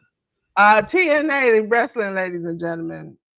I sacrificed my life so you wouldn't have to. 99 video packages of promos, 3 matches. Frankie Kazarian defeated Matt Cardona. TNA Knockouts World Title #1 contendership triple threat match. Indy Hartwell defeated Danny Luna and Jody Threat. And for the mixed 6-man tag match, we had Mara Sade and the Hardys, Matt and Jeff Hardy, defeat the Order of 4, which is John Hotch, John Schuyler, and Tasha Steele. Ladies and gentlemen, we can just skip on right back there because I ain't got nothing good to say. Ladies and gentlemen, we're going to go into my favorite show of the weekend. One of my favorite shows. This is top. I think the one after this will be close second. Ladies and gentlemen, we're going on to House of Glory. HOG Philadelphia. Ladies and gentlemen, we had, listen, last week, y'all heard me. Y'all, listen, look at me right here. Y'all heard my cries. I said, sweet baby Jesus, if you can do it for me, Jesus, please allow this to happen for me. And you know what he heard, ladies and gentlemen? He heard my cry. Because, ladies and gentlemen, for the HOG Crown Jewel title match, Zilla Fatu is your new champion by defeating Bully Ray. Thank you, Jesus. Thank you. I ain't got to see Bully. Carlos Ramirez defeated Angel Jaquez. That's more like a J. And Antonio Ricks. You know, again, I'm going to tell y'all, not y'all new, but y'all wrestlers, you ain't got to make it complicated. Listen, I struggle every day to fight for my life to say y'all names, okay? And I hear it. And this morning I listened to it 3 times, J News, and still ain't got it right. And J Doze, Jody Ora, and Raheem Royal. For the HOG Cruiserweight title match, Darian Richardson retained his title, defeating Joey Silva. For the HOG Tag Team title match, we had the main event, Jay Lyons and Midas Black defeat Buster and every time I say it, it's that Buster and the Brain, Alex Price and Jordan Oliver. We have Shotzi Blackheart defeating Priscilla Kelly for the HOG heavyweight title slash Progress World title match. We had man like Doris, who is the Progress champion, defeat Charles Mason, the HOG champion, by DQ. So everybody kept their titles. Cedric Alexander in a good match that made me want to cry. Defeated Amazing Red. Now I can't tell you all. I think a year ago, in the last year, beginning of this year, I told you all Amazing Red told me he was on a retirement tour. I don't see the reason why he need to retire because every match I see is a banger. Make me mad that every time I think about him having to retire. Did you see this, J News? I did not. I did see the results posted online. I saw some video clips of some of the matches and things of that nature. The point you just made about Amazing Red continuing to have amazing, great matches, Delores. I mean, that's what he's been doing for the last 25 years of his career. He needs to get signed. I need to email Triple H or send a kite or a drone or something for him. You know, he's the head. AEW, somebody pick him up. Somebody. He's the head trainer. Used to be the owner of HOG. That is now Percy Miller's company at the end of the day. For those who don't know who Percy Miller is, you know what I'm saying? That's the one and only Master Pete. So there's that of it. Shouts. I didn't want to do the whole thing. I tried to be polite, but in the hood in me is just make them say, oh! Right. No. I remember when Cody did that shit. I was like, man, listen. But shouts to man like Doris, man. Doris has been killing it on the indies for years. He has. I just need him to stop that damn entrance he do. Nah, man, that's that. If he don't have the rapping interest, it ain't Doris, man. It's like Doris. When I say one, you say two. And I'm like, stop it. Just stop it. That's Doris. The thing I hate J News is that he'll do it all the way around the ring, get in the ring, and I'm gonna do the J Uso rewind. Him like, okay, again. When I was done, man, I'm like, yeah, man, you know, and all that happens with a drill beat in the background. You know what I'm saying? That's Doris for you, you know. But there's that. Glad to see that Doris is having his moment as the Progress champion and things of that nature. So shouts to Doris there. Shouts to Shotzi and Priscilla for putting on a match of a certain caliber here. These two young ladies are very unique in their styles. They also have very unique looks to them. And they're also very friendly with one another. So I expected this match to go the way that it did from the stuff that I saw.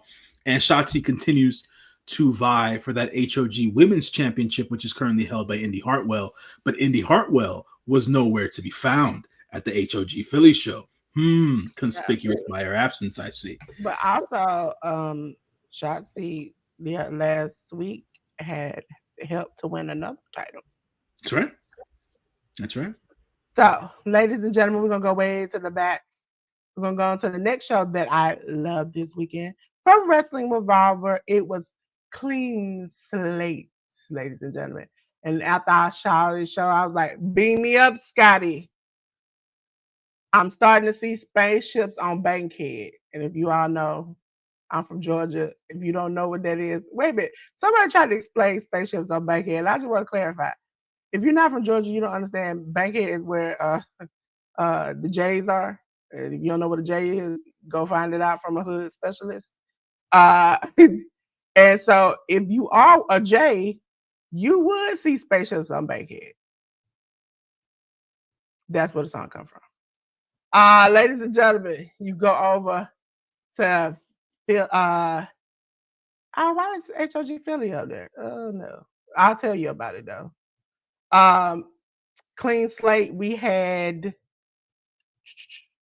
TNA International title match, Steve Macklin defeat Damian Chambers. JJ Garrett defeated Ryan Clancy. Joe Alonzo, Johnny Underwood, and Tyre Dye, which is KJ Reynolds and Ryan Mathis, defeated my favorite name of a team, Alpha Sigma Sigma. And because it's been way past 7 minutes, I'm just gonna say Alpha Sigma Sigma. If you take each word at the beginning of Alpha Sigma Sigma, it'll explain why they lose all the time because they ass. Okay. Britt Oakley, Dick Myers, and KJ Jacobs along with BDE. We had a three-way dance. Alan Angels defeated Crash Jackson and Jake Chris. We had a title change, ladies and gentlemen, as for the Revolver Tag Team title match, where the Latinos Most Wanted, Coda Hernandez and Sabian Gage, defeated the Macabre of Dreadnought and Cruel. We had for the Revolver Remix title match, AJ Francis kept his title against Chris Danger. For TNA X Division title four-way match, Leon Slater defeated Dante Leon, Man Like the Reese, and Marcus Matthews. Yes, Man Like the Reese wrestled more than once this weekend. For the Revolver title match, Myron Reed kept his championship by defeating Steve Macklin. Ladies and gentlemen, you know what time is it? What time is it? It's time for a preview, ladies and gentlemen. And we're going to start off with New Japan Pro Wrestling. And we're going to start off with Yuji Nagai produced Blue Justice. Okay. Yeah, it was Blue Justice 16 took place this morning. We had the celebration of Blue Justice himself, Yuji Nagata. We started the show off. It was matches of Masatori Yasuda and Zayn J versus Tatsuya Matsumoto and Tiger Mask. Katsuyori Murashima, along with Oleg Bolton and Shomakato, took on House of Torture members Dick Togo, Don Fale, and Evil. Tai Chi, Taka Michinoku, and Tomoaki Hanma. They went up against Bullet Club War Dog members Clark Connors, Oscar, and Yuto Ice. Those brothers, Daiki Nagai, Hiromu Takahashi, and Shingo Takagi of the Unaffiliated, along with Yota Tsuji, went up against Bullet Club War Dog members David Finlay, Gabe Kidd, Gato, and Taiji Ishimori. Gabe Kidd was written off of AEW TV for the time being because he is now back on Japan. In Japan, sorry. El Desperado, Reisuke Taguchi, Shota Umino, and Yu Uemura went up against Master Wato, Togi Makabe, Toriano, and Yo. House of Torture members Doki, Ren Narita, Sonata Show, and Yujiro Takahashi went up against TMDK members Hartley Jackson, Kosei Fujita, Robbie Eagles, Ryohei Oiwa, and Zack Sabre Jr. And then to end the night, the main event of the Blue Justice 16 event, it would be the great Yuji Nagata versus the one and only ace of New Japan Pro Wrestling, the president himself, Hiroshi Tanahashi. And now we're on the road to Destruction 2025 for New Japan. This happens on the 9th, which is on Tuesday. Opening bouts between the Young Lions, Zayn J versus Tatsuya Matsumoto, Shomakato versus Masatori Yasuda. We'll then have Katsuyori Murashima along with Oleg Bolton and Yuri Uemura going up against House of Torture members Dick Togo, Don Fale, and Evil. Tai Chi, Taka Michinoku, and Tomoaki Hanma will go up against Bullet Club War Dog members Clark Connors, Oscar, and Yuto Ice. Daiki Nagai, Hiromu Takahashi, Shingo Takagi, and Yota Tsuji will go up against Bullet Club War Dog members David Finlay, Gabe Kidd, Gato Matachi Ishimori. El Desperado, Hiroshi Tanahashi, Ryusuke Taguchi, and Shota Umino will go up against Master Wato, Togi Makabe, Toriano, and Yo. House of Torture members Doki, Ren Narita, Sonata Show, and Yujiro Takahashi will go up against TMDK members Hartley Jackson, Kosei Fujita, Robbie Eagles, Ryohei Oiwa, and Zack Sabre Jr. Yes, ladies and gentlemen. I don't know why, but they had it listed on Cage Match as they been running the same thing back the next day on the 10th. So Yeah, what we're gonna do? That's usually how the Road 2 shows go. Yeah, they normally change one match, but they were like, "Nah, we ain't changing nothing. We're gonna keep it the same." They sometimes they'll interchange certain wrestlers between matches and stuff like that, but they're definitely keeping this the same because they'll be in a different town for this particular day. So yeah, everything that happens on the 9th will happen on the 10th. Chris, I appreciate your second message. Your first, we can do without. New Japan Pro Wrestling should dub AEW. Start a new partnership with WWE. AEW is not helping. I mean, WWE ain't helping nobody either, but you know, it is what it is. Ladies and gentlemen, we talked about it before on the 11th. It was supposed to come on, and I can't find it, so I don't want to review it if I ain't seen it. So it's gonna come on the 11th on YouTube on the Maple Leaf Pro Wrestling channel. You can watch this show, Sacred Ground. Okay, we went over the matches last week because it actually I think it came on the 9th. So, but we'll talk about it on the 11th. Ladies and gentlemen, you know it's WWE, you know it's AAA, and you know what happens? That's when worlds collide, ladies and gentlemen. I will be doing a watch along with Worlds Collide. Make sure you're there. Make sure you're there. 10 p.m. Eastern Standard Time. It's already set up. It's already there. Make sure you go and watch it. But we're going to go over it. Ladies and gentlemen, for Worlds Collide, we have Lindsay Dorado and LWO, which is Cruz del Toro and Joaquin Wild, along with Mini Abismo Negro. Did I pronounce that right, Jada? And La Parca, Parker. Mascarita. Does that pronounce? Where are we? First match. Yeah, Mascarita. Mascarita Sagrada. Yeah. Yes. And Nino Hamburguesa and Octagon Jr. See, the ones I know already, I can shoot them out. The rest of them, we got to fight. For the AAA Latin American title four-way match, we have El Hijo de Dr. Wagner Jr. versus JD McDonough, Ethan Page, and Dragon Lee. We have Lola Vice and Mr. Iguana versus the Judgment Day of Finn Balor and Roxanne Perez. We have for the AAA Rena Garrinas title number one contendership match, Natalia versus Fabi Apache. We have for the AAA World Tag Team title match, Pagano and Psycho Clown, the champions, versus the New Day of Kofi Kingston and Xavier Woods. And for the AAA Mega title match, we have El Hijo del Vikingo versus Dominic Mysterio. So let me catch. Let me catch. Try to catch all the good. New Japan Pro Wrestling. We ain't gonna put that one up. Lucha Libre is the best person out there. Okay. Hey, how you doing? Let me and J News come in the middle. Hey, how you doing? Appreciate you. Thank you so much for coming. Thank you so much. Huh? Okay, so you can just get banned just that quick. Okay. Ladies and gentlemen, we're on to the next one. My favorite, and I'm gonna tell you because it's hardcore. Okay, hardcore country. Listen, GCW out here, ladies and gentlemen, and it's called Evil Deeds. Okay, you saw it. I had to get down low for that. Evil Deeds. Okay, ladies and gentlemen, it takes place on the 12th on Triller TV. And ladies and gentlemen, Joey Janela and Marcus Mathers versus Bang and Matthews, which is August Matthews, David Bang. They'll be together versus Boisterous Behavior, which is Leon Slater, and I get to listen to Man Like DeReese. Jesus Christ. Versus Los Desperados, which is Alvarez and Gringo Loco.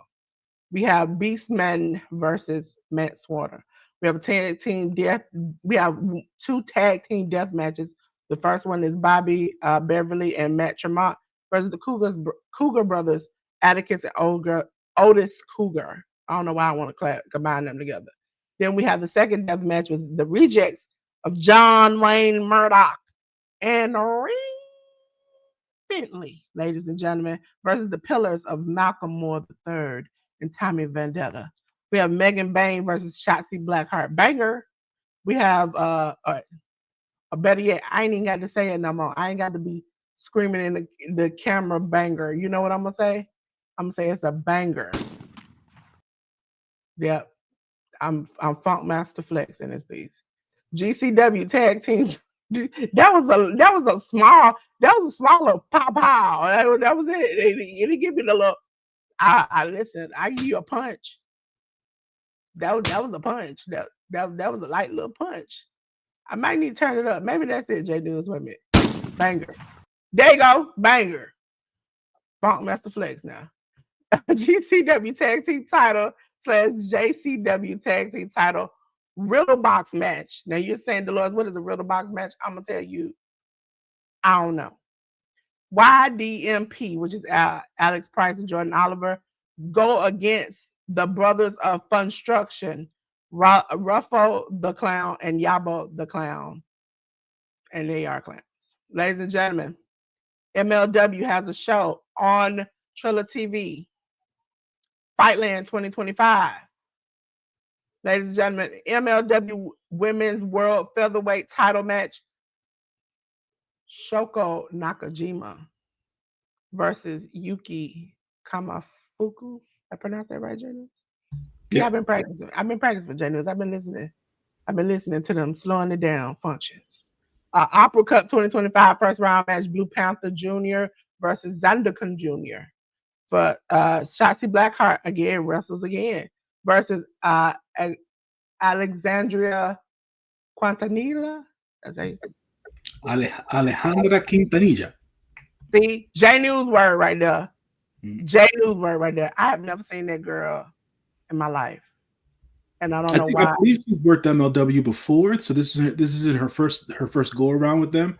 But it's definitely Shotzi's first match against her, so we'll see how that goes. I got generally, if you're not a big name, and you haven't wrestled a big name, I don't really know you. Texas Death Match, Matthew Justice versus Hammerstone.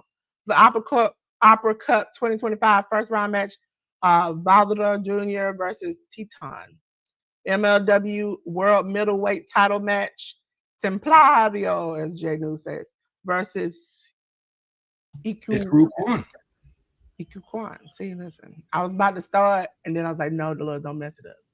MLW World Heavyweight title match, Matt Riddle versus Donovan Dodger. I pray to the heavens above, answer this prayer, make Matt Riddle lose. That sorry sack of son of a, I can't take him.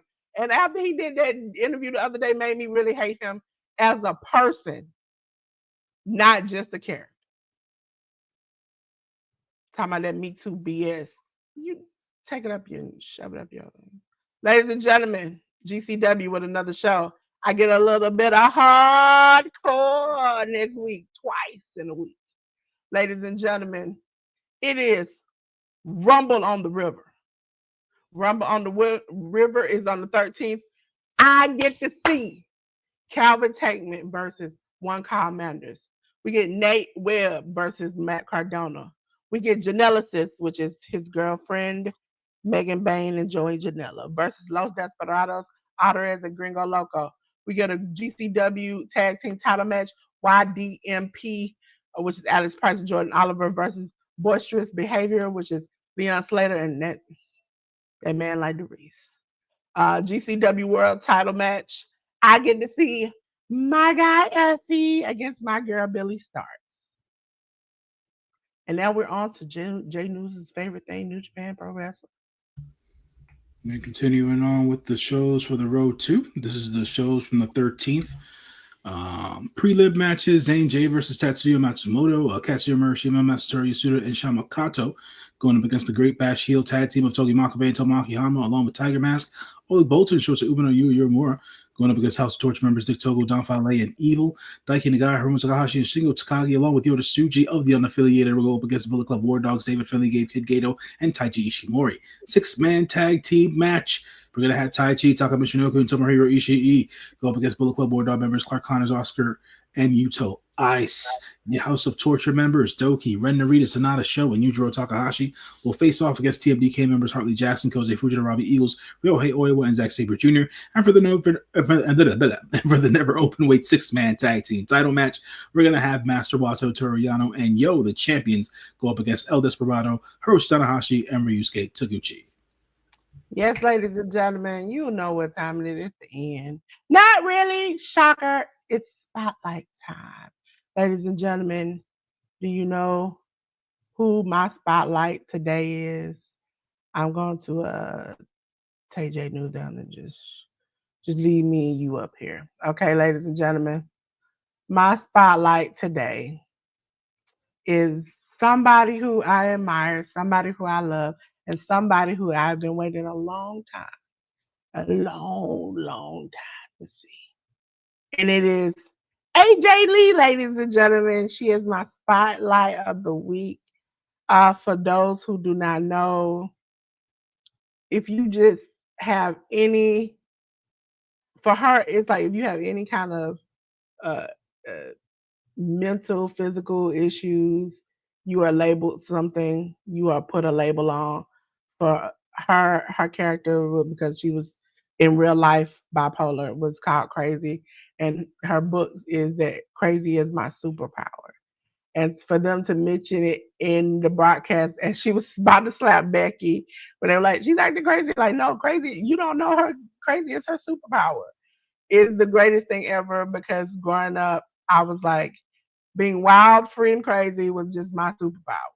I could do any and everything, and I could just be just myself and be free. And I love her for that. If I do not, anybody, any wrestler, I don't have a bond attachment is to her. It's because she has just always been out there. She's always been free. She's always spoke her mind when it comes to interviews and different things about the things that she goes through in her personal life. And for that, I appreciate AJ Lee. And she is my spotlight of the week, because we're going to light it up. Okay, ladies and gentlemen? J News, what do you think about her? I think that like I said before when we started the podcast and we were talking about Raw and SmackDown, um, she was in the WWE during an era where the women's division was going through a change. She set the bar for wrestling for women in the ring at that point in time during that Divas era. She's a former WWE Divas champion. My thoughts on AJ Lee are that I think she was a tremendous asset to the WWE at the time that she was there. She gave them a shot in the arm when it came to merch sales and having her definitely generate a relationship with the WWE universe outside of what people thought about what women's wrestling was, due to the lack of understanding and lack of better booking for the women's division coming from the WWE and their creative team all those years. She was definitely somebody who stood out and was different than the rest, and I admired her for that. Um, I think a lot of folks um, make certain commentaries on social media in bad faith, right?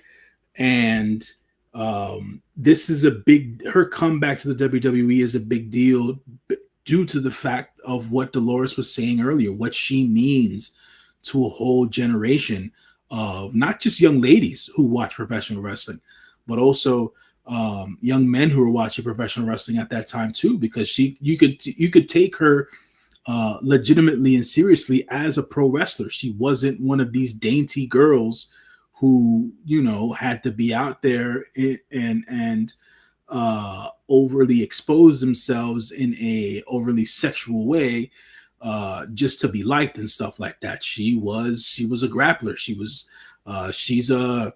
She's a native of the Northeast. She's from New Jersey originally.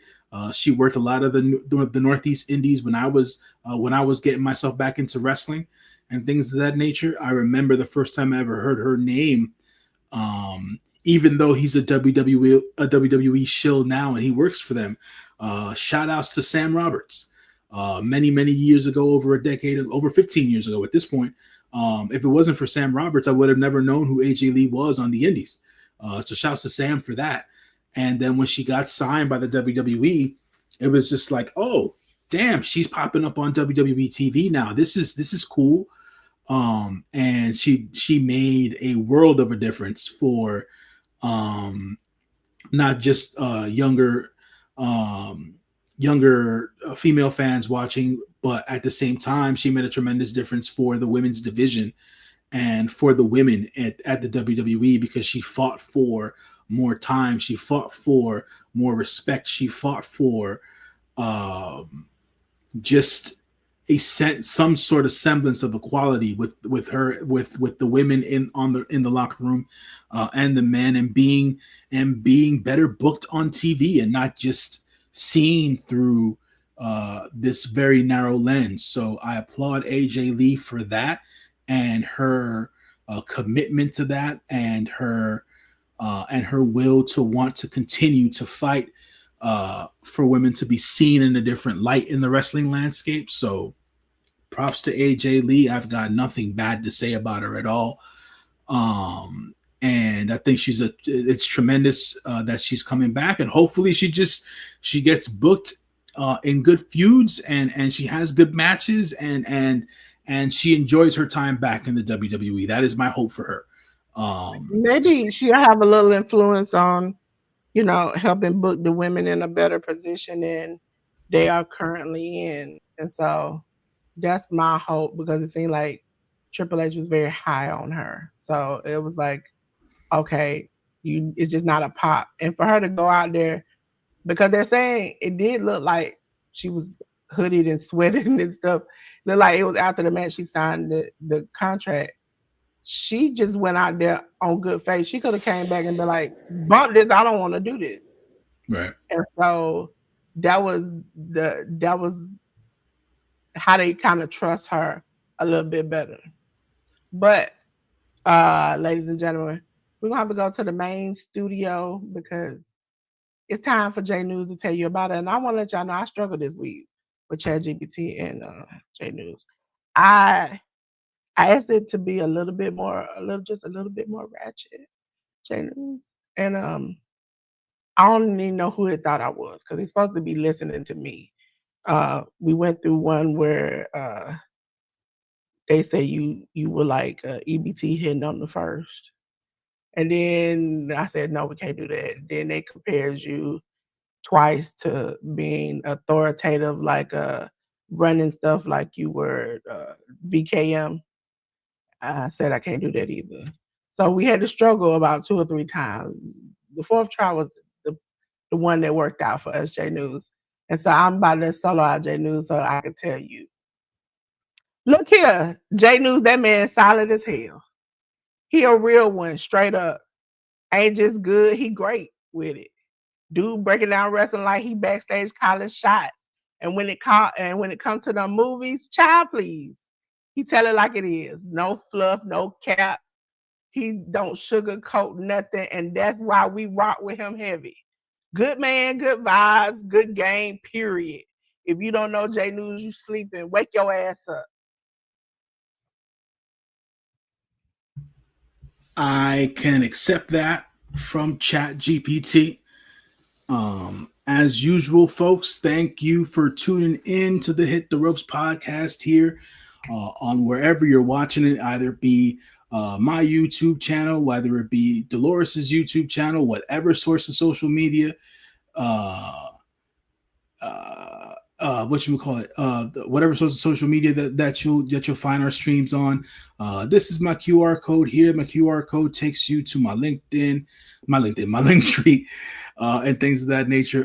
My link tree on there has the link to my YouTube channel, which hooks you up to the Hit the Ropes podcast, which comes on every Sunday at 1 p.m. Eastern Standard Time. Also takes you to my socials at John LYFNMG, either on Twitter /X or Instagram.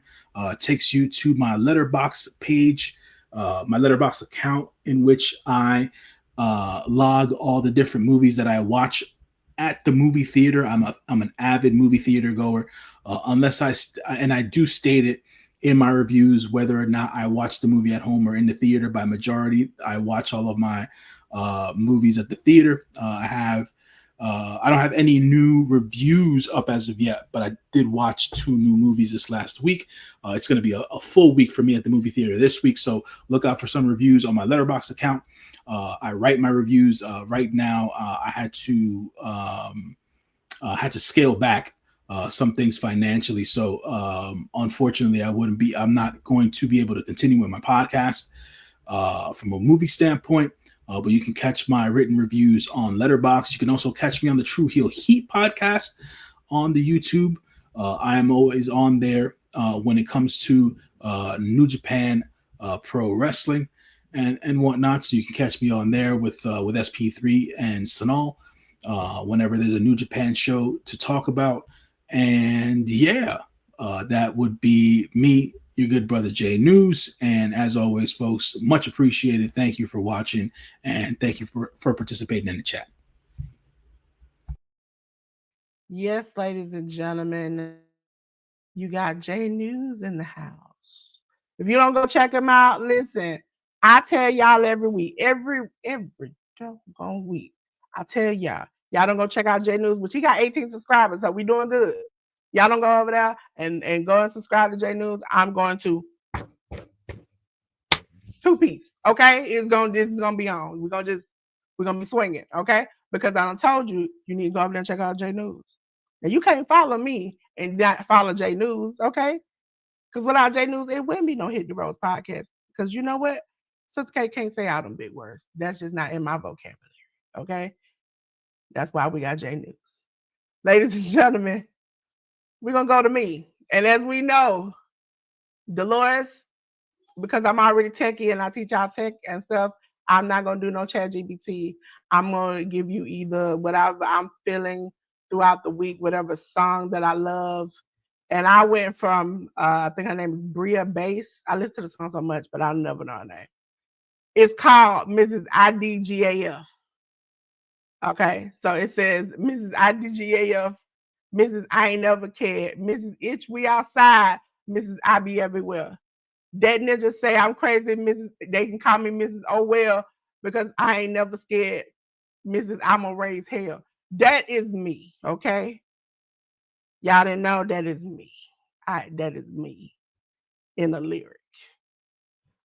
So I enjoyed it. And so that's why I was like, I've been listening to it heavy. She has a second version that might be next week. It's a little bit more lyrically captivating. But I love all her songs. I listen to them all the time. Ladies and gentlemen, I'm going to run down some things that I'm going to go into a little bit about myself because, you know, I got some things personal I want to talk about at the end. Ladies and gentlemen, the Women's Closet from the Educated Natural. Please go check it out. You go to educatednatural.com/woman to sign up. We meet up every Friday, 5 p.m. Eastern Standard Time to fellowship and grow with each other.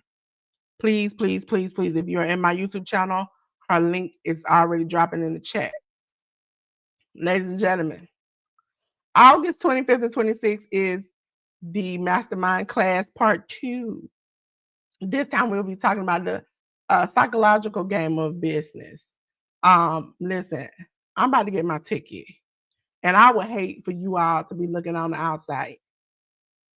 As Chris Brown said, how you gonna hate from the outside of the club? You can't get in, okay? Because when she locked them doors, it's over. You're gonna miss a whole lot of stuff, ladies and gentlemen. You're gonna wish you had been there.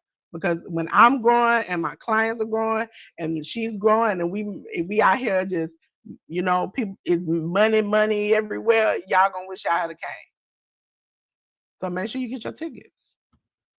She has 2 levels, the basic level, and then she has a VIP access, ladies and gentlemen. And listen, she gonna in that VIP access, I'm telling you, get everything. So to go to get the tickets, you have to go to theeducatednatural.com/masterclass. Okay. She also does consultations on her website, theeducatednatural.com. She also builds websites on her things on her website. She has a website building business. Ladies and gentlemen, hi Juliet Productions, how you doing? Hope all is well with you. Ladies and gentlemen, also Miss Joy, ladies and gentlemen, I do her Mondays and Thursdays, live at 6:05 PST, 9:05 EST. So every Monday and Thursday. Monday is crafting, Thursday is prayer. Okay. So if you want to learn some new crafts as a beginner, I suggest you go in there. If you are if you need a prayer, if something's going on and you just don't have anybody who you can be a prayer warrior with, I suggest you come in there and get your prayer on. Listen, I'm telling you all, Please come in there and get your prayer. It doesn't hurt to pray. It doesn't hurt to have just just a little bit of support from people who know you best. Okay, just come on in there. I have been in there. I have seen people who have prayed for family members going through things, stuff happening with other people, and then you never know what's going on.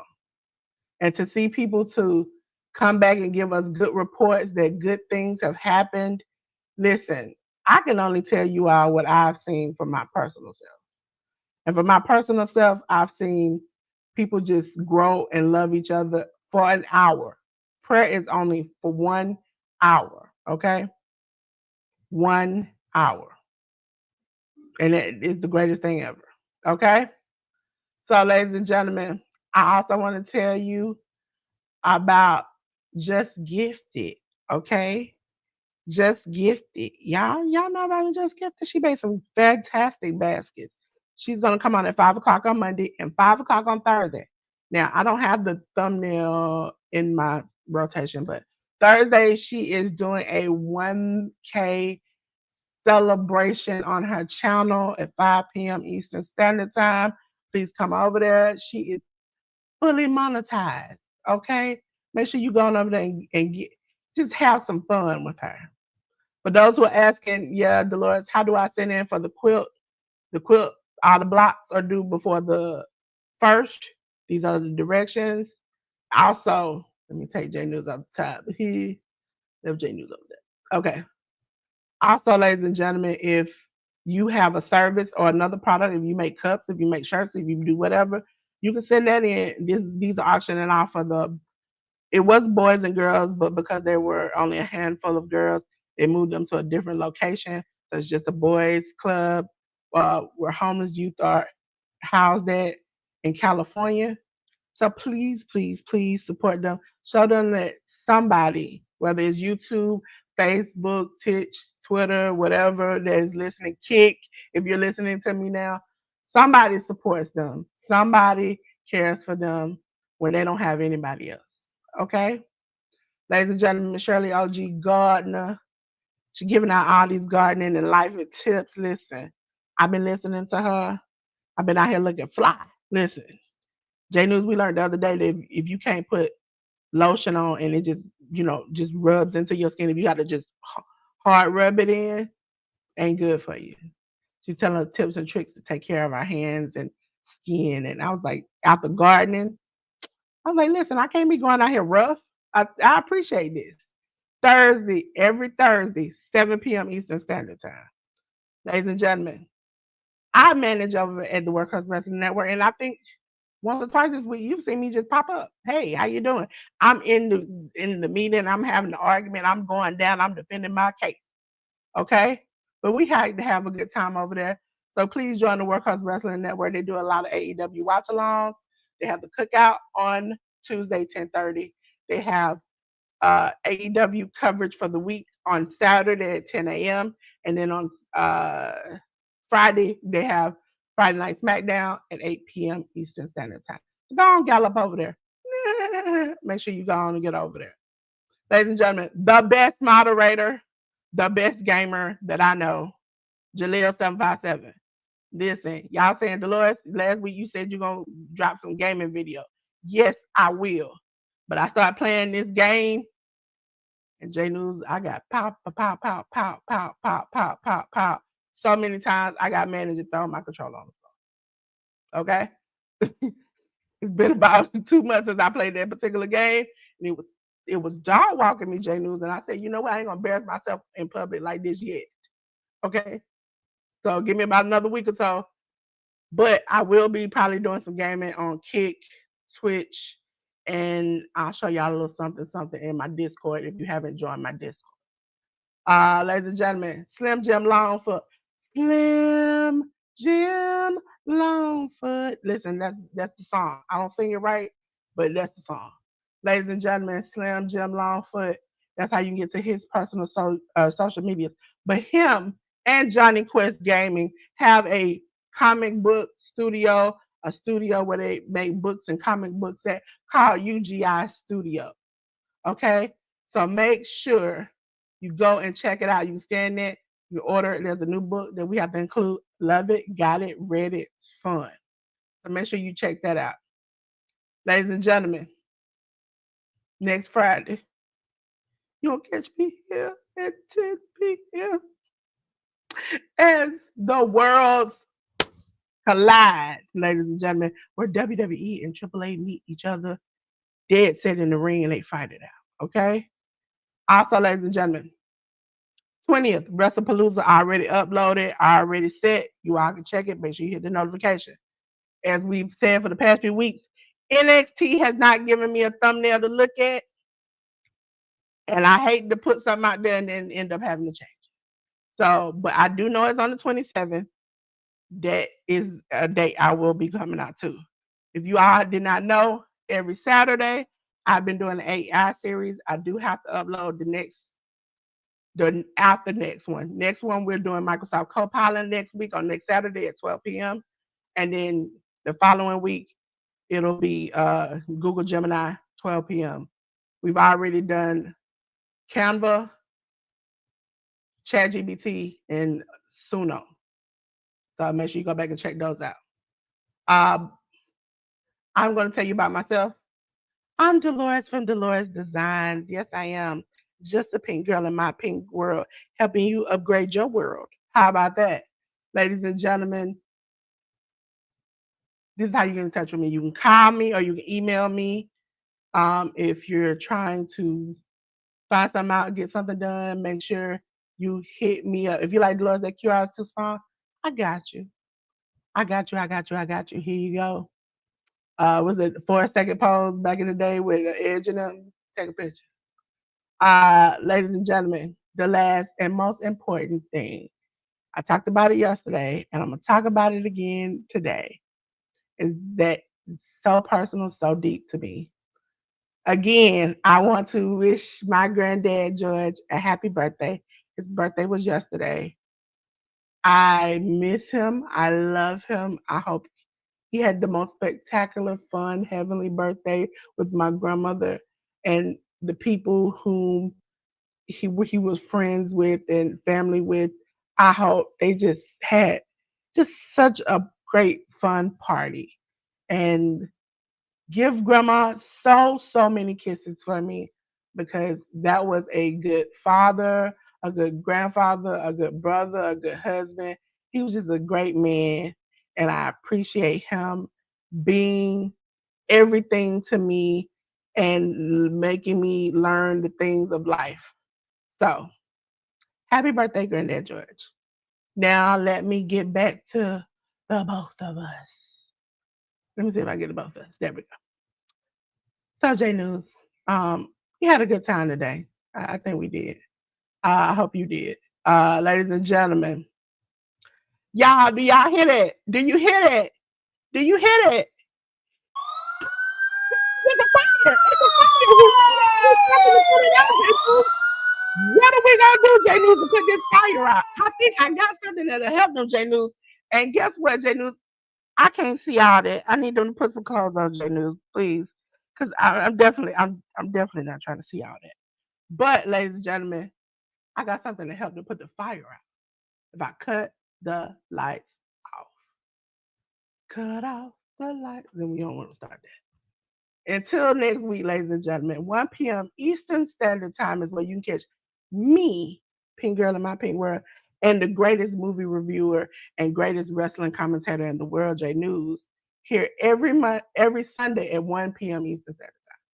All right, until then, peace.